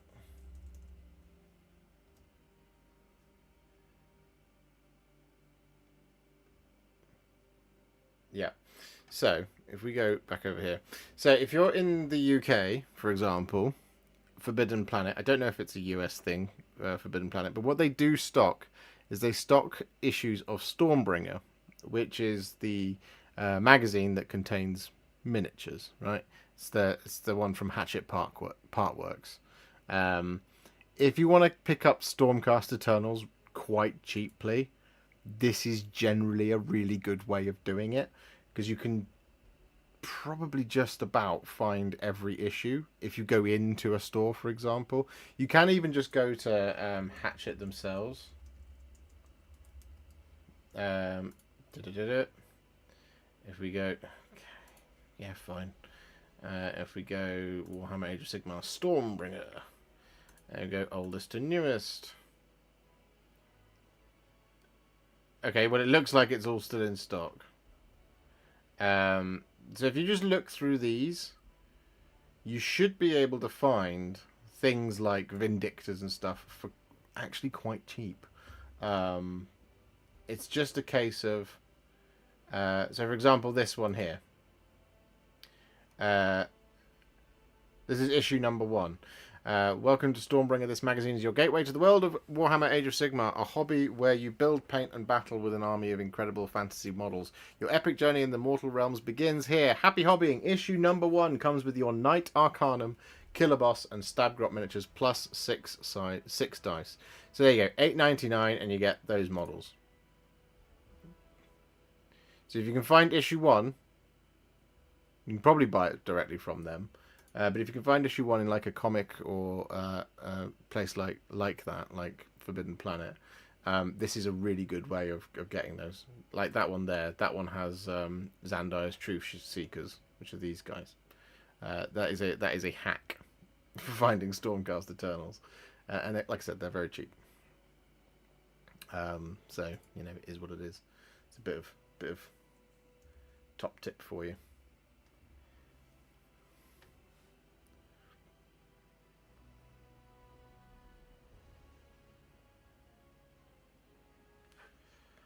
Yeah.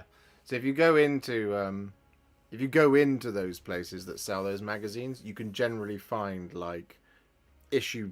There'll be one where it's like you'll find a bunch of issue 6 or whatever that just has tons of Vindictors or something in there.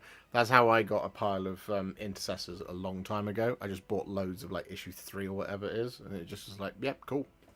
That's why I've got like 4 or 5 Primaris Ancients here somewhere. So yeah, there you go. Anyway, guys. But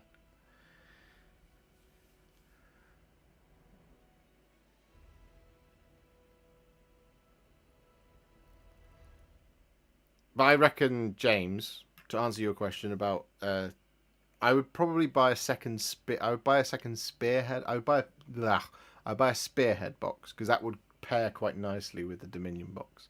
You do have that duplication of the 2 heroes, which is a bit, but at least you get Vanquishers and you get the Stormstrike Chariot out of it, and you get more Annihilators as well.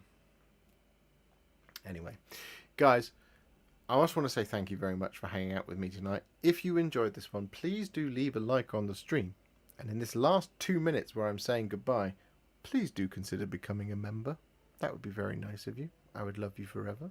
But I'll love you forever anyway for leaving a like on the stream and for hanging out with me tonight. And if you would like to see more rules content, not just live streams, but actual pre-recorded content, where we sit and go through how to analyze a battle tome, how to play the bloody game, we can do that. If that's the type of stuff that you want to see, I want to just make videos that make you happy. Because that's the whole point.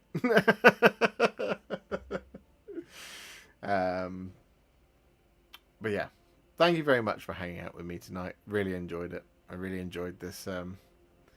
I really enjoyed this trip down memory lane. So I will see you all very, very soon. Tomorrow, in fact, for another video where I will be showing you how to paint the Skinnerkin from the new Warhammer Underworlds box, Wintermoor. If you would like to see the Bat Lady, there you go. We have the Bat. So that's coming. That's coming tomorrow. And then I'm going to go and see Bare Naked Ladies, the band. Joe Cole's Only Feet, thank you very much for the 5 gifted subs. You're a legend. Thank you. I very much appreciate that. As long as painting tutorials remain the main content, I'm happy with a video or 2 per battle tome to analyse them. Oh yeah, never going to abandon the painting content. It's my bread and butter. It's the only reason people stick around. But yeah. So yeah, the Skinnerkin video will be out tomorrow, and the Brethren of the Bolt, if I get them done, will be out on Friday. And then on Saturday we've got a sprue review. But I can't tell you what for. Yet. See you all very soon, guys. I'm going to raise the hand of farewell now. See you all very, very, very soon for another painting video. And we'll be streaming next week. Again, on Monday and Wednesday. See you later, guys. Bye for now. Love you.